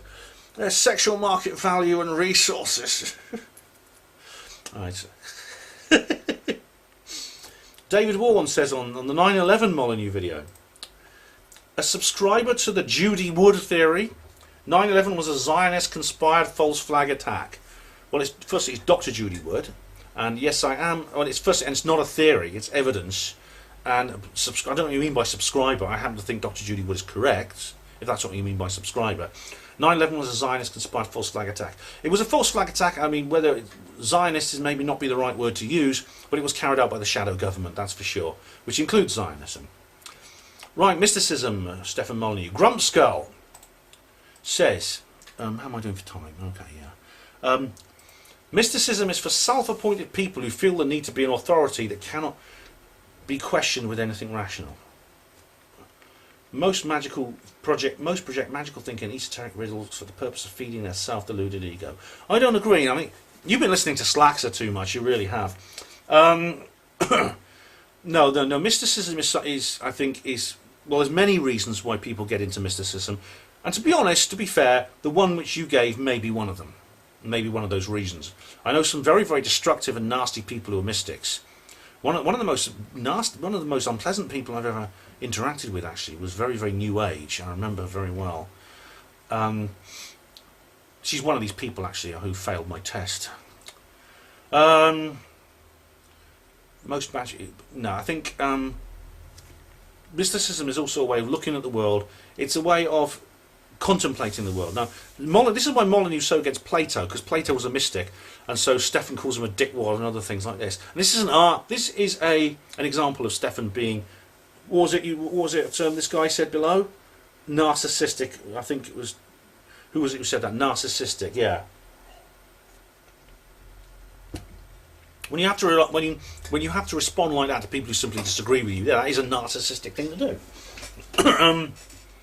Jay Nahundi says on the mysticism video, Stefan is an outright Nazi. Could you define Nazi for me, please? Because we've heard the word Nazi has been used a lot recently. People have said things like, "Oh, it's good to punch Nazis" and things like that. But what is that? A Nazi is a National Socialist of the German Workers' National Socialist Party, an organisation that doesn't exist anymore. So, do you mean someone who is sort of right-wing and ultra-conservative or alt-right? I mean, what does it mean? Because Molyneux's often been associated with the alt-right. In fact, he's listed by several SJW and sort of Antifa groups as, I think they call him a conduit into alt-right thought. Well, I listen to him and I'm not alt-right, so he hasn't conduited me. But he actually, Stefan Molyneux says things like he's against racism and things like that. So I don't know what you mean by that. So please, could you clarify what you mean by a Nazi before you start saying he's an outright one? Right, Gary PR says on the confession video, I'm a big fan of your channel, Ben, but I have to add to the people who in the past have mentioned you should do less replies to Molyneux.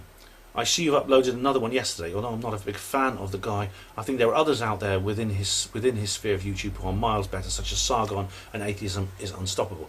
Right, Gary, Well, I have. This is my 6th reply to Molyneux. I've done 6 reply videos to Molyneux. I only do reply to them when I think he has something interesting to say. Now, Molyneux uploads about an hour and a half's content every day. So, the fact that I've done 6 videos, which average about an hour and a half, means I haven't replied to Molyneux very often, considering the scale of his content and the fact that I listen to almost all of it. As for the other people you mentioned, yes, there are other people out there that I've done replies to, and I've done a reply video to another guy called Reactionary Expat, and maybe you're right actually, and I could do replies to Sargon of Akkad. In fact, I'm actually good.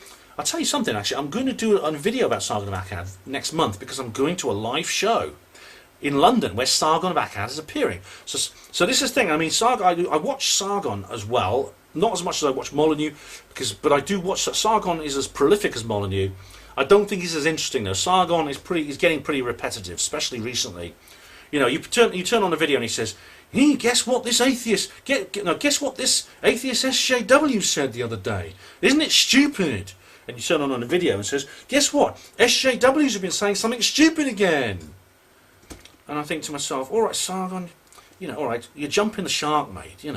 I think this is one of the reasons why I think Sargon has become a bit of a dickhead lately in the way he treats people, and he has, to be honest. I don't like the way he conducts himself with some people. I think he was wrong to say I wouldn't even rape you to Jess Phillips. I think that was just a stupid, childish, sort of a very knuckle-headed kind of slightly psychopathic way to treat somebody. Actually, I mean, I disagree with Jess Phillips as much as he does, but I wouldn't behave to her the way he did.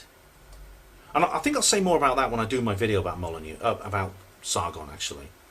But I think Sargon is doing this basically to keep people watching him because he's a big channel with massive number of subscribers, and they tune in. Why do they tune in and watch him? Because there's a limit to how many people are interested and keen to come back to hear, "Hey, a feminist has said this. Isn't it daft?" All right. That gets, as I said, repetitive and it gets boring. So, but if he can get he gets into this fight with. Do you remember when he did that fight with Thunderfoot? He got into controversy with Thunderfoot. Sargon versus Thunderfoot, and suddenly his viewing figures start going up again. He's at MythCon. Whoa!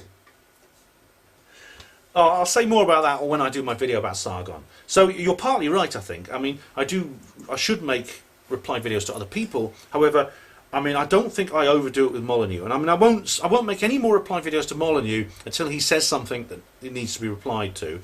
And as I said, I think I had a Molyneux backlog after Probe and my book and everything like that. And so this is why I've made 2 Molyneux videos in a row. Oya says, "Well done, Ben. You raised some strong points." Thanks, Oya. Now, I'll say thanks, Oya. Now, Oya is a YouTube creator. She's a content creator herself, and please keep watching her channel because she and I are collaborating on a project very soon. I'll say no more. Just Oya 1100. Just watch her channel. OYA 1100. James Millett says on the Molyneux video. Come on. For some reason, these comments aren't posting. All right. I'm trying to post a tag and it's not working. So what's up here? I'm just going to refresh this page. Sorry, I'm going to have to refresh the bloody page. All right, here we go. Right, okay. Where is he? Where's James Millard? It was on the mysticism video. I have to come back to it. Where the hell was it?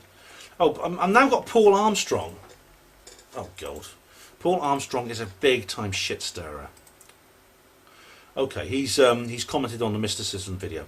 The UFO bird you fancy isn't Jenny Randall's, is it? Look, I've told you, Paul, I am not going to confirm or deny who the person was. It doesn't matter who she was. It's just the point I was making was to counter Stefan Molyneux's very misandrist and derogatory comments about men. As I said, the feminists themselves couldn't have done a better job than he did, and it annoyed me.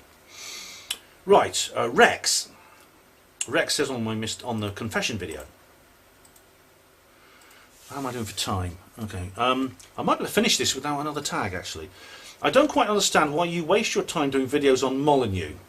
He may lecture us on the freedom of expression, philosophy and creativity, and how open his mind is, but deep down he has a very narrow-minded outlook on life, especially on outlandish conspiracies, paranormal, anything extraterrestrial. He will belittle anyone who disagrees with his viewpoints. He only entertains conspiracy theories to suit his political ideas. I used to watch his videos until he started berating callers with his arrogant and egocentric attitude. Now, Rex, on some of the calls and some of the videos he's made, you're absolutely right. However, I think you're being unfair to him just to say that's all there is to him. Now, he is narrow-minded when it comes to, and you're absolutely right where you say he's narrow-minded on things such as conspiracies, paranormal, extraterrestrial, etc. And this is why I've been doing these videos that some people are getting annoyed with and finding I'm doing too many. But this is why I do them, because he comments on these things, and he's a big YouTuber, and so someone needs to take him up on it. And yeah, I mean, he does berate some of the callers unfairly, I think. And I sometimes yell at, I'm sometimes yelling at the screen when I'm listening to him. He's going, "Oh, you know, stop, you know, I'm letting you get away with this," and stuff like that. I think, come on, man, come on, give him some space, give him some space. Right, Rex also says on the same video, the migrant problem in Europe is a human problem. I'm white, but I don't consider white people of Europe my brothers and sisters. Le Pen, running France, would completely divide the country and tear it apart. Molyneux is right about detaching yourself from other people's problems. Well, you see, yeah, I mean, I do take your point on some of those things. Molyneux is right about detaching. The detaching thing is right. Okay. The migrant problem is one which I've talked about before, and it has an easy solution. The solution is basically to do with the is basically an economic problem. It's to do with the difference in standard of living between some countries and others. And this is a problem that is solved by exposing the New World Order conspiracy.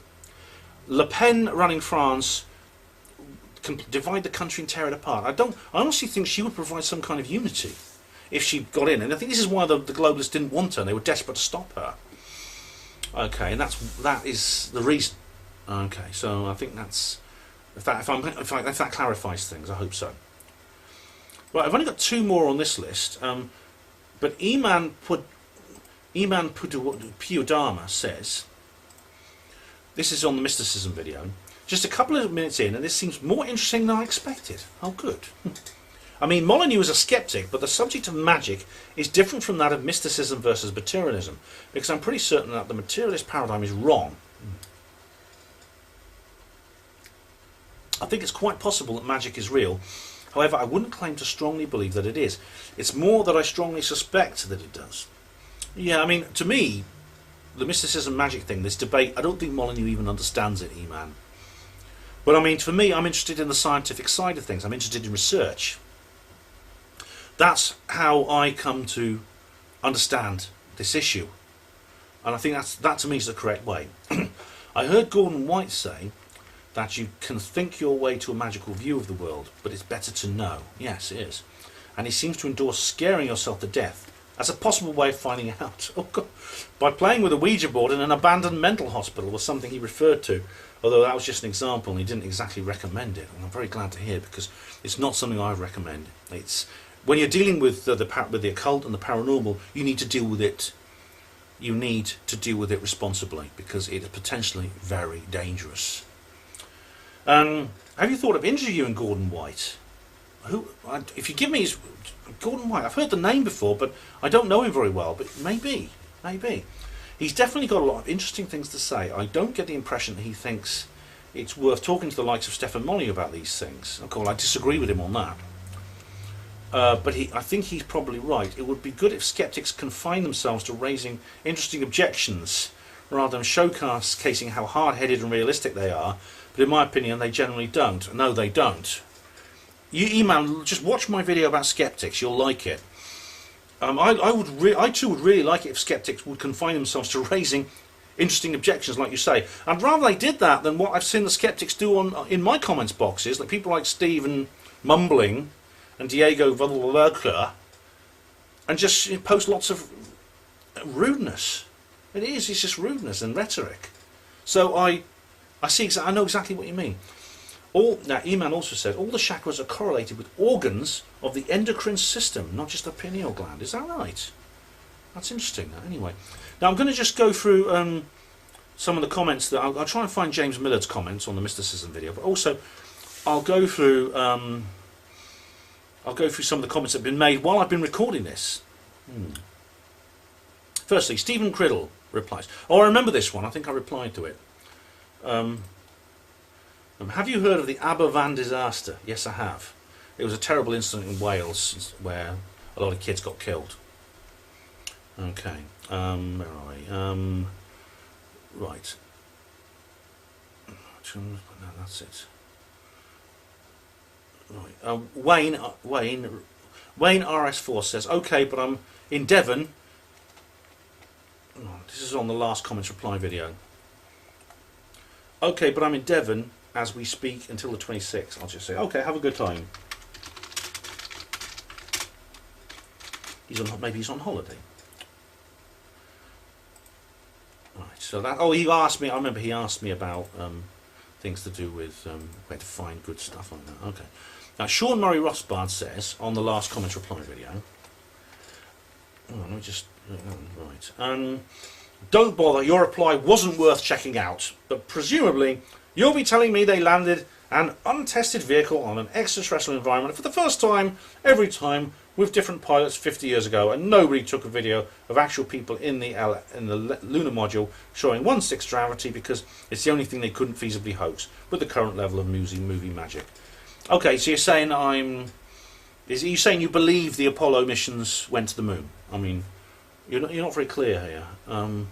Well, the points I'm making are the ones that I would actually state. However, I'm not sure exactly what point you're making. Right, okay. Right. Society of Skeptical, or the Spectre. Okay. So what has this gentleman got to say for himself? Only right, here we go. He copies and pastes that shit every week, trawling for views, but don't insult him or he'll go crying like a baby to YouTube. Who are you talking about? Me? I hope you're not talking about me, because the copy and paste thing, as I said, is a tagging system. So that you can actually read the comments I reply without watching a 3.5 hour video. Trawling for views? Look, I want views, of course, but I'm not trawling for them. I'm making a video I hope you'll find interesting and people will watch. Don't insult him. People insult me all the time. I don't care. I'm a big boy. I can take it. Or go crying like a baby to YouTube. I don't report people on YouTube. I believe in free speech. Now, I think that's all the comments now. What about VidMe? Let me go to my VidMe videos. Let's just see. Right, I've got to do VidMe as well. I haven't put anything on BitChute, but I'll try what Dan was saying.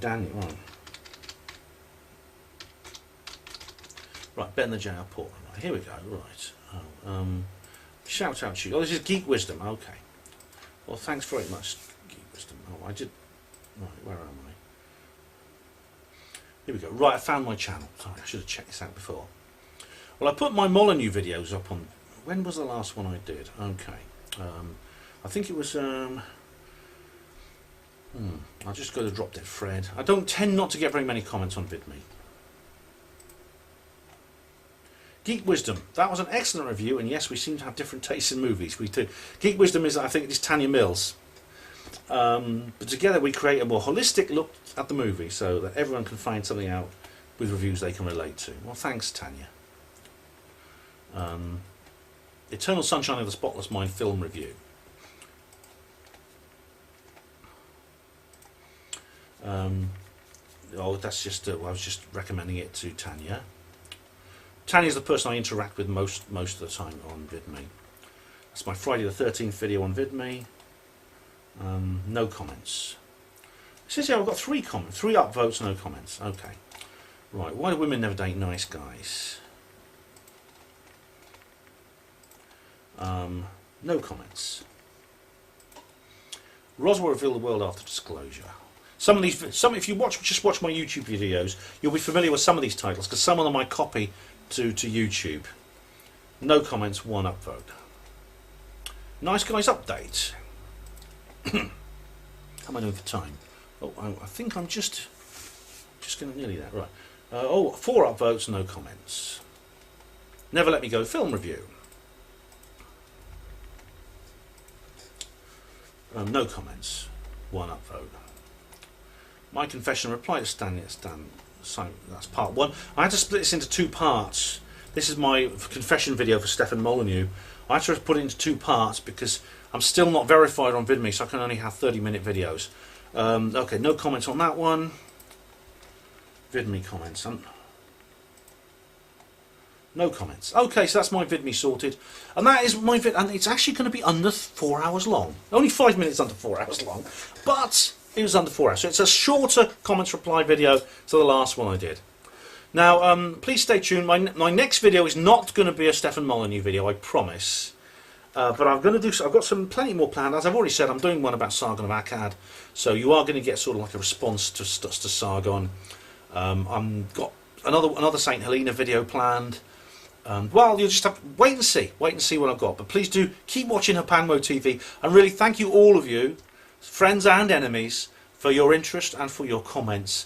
I really enjoyed doing this video. Thank you for watching HPANWO TV. Hospital Port as Pride and Dignity. Stop the New World Order.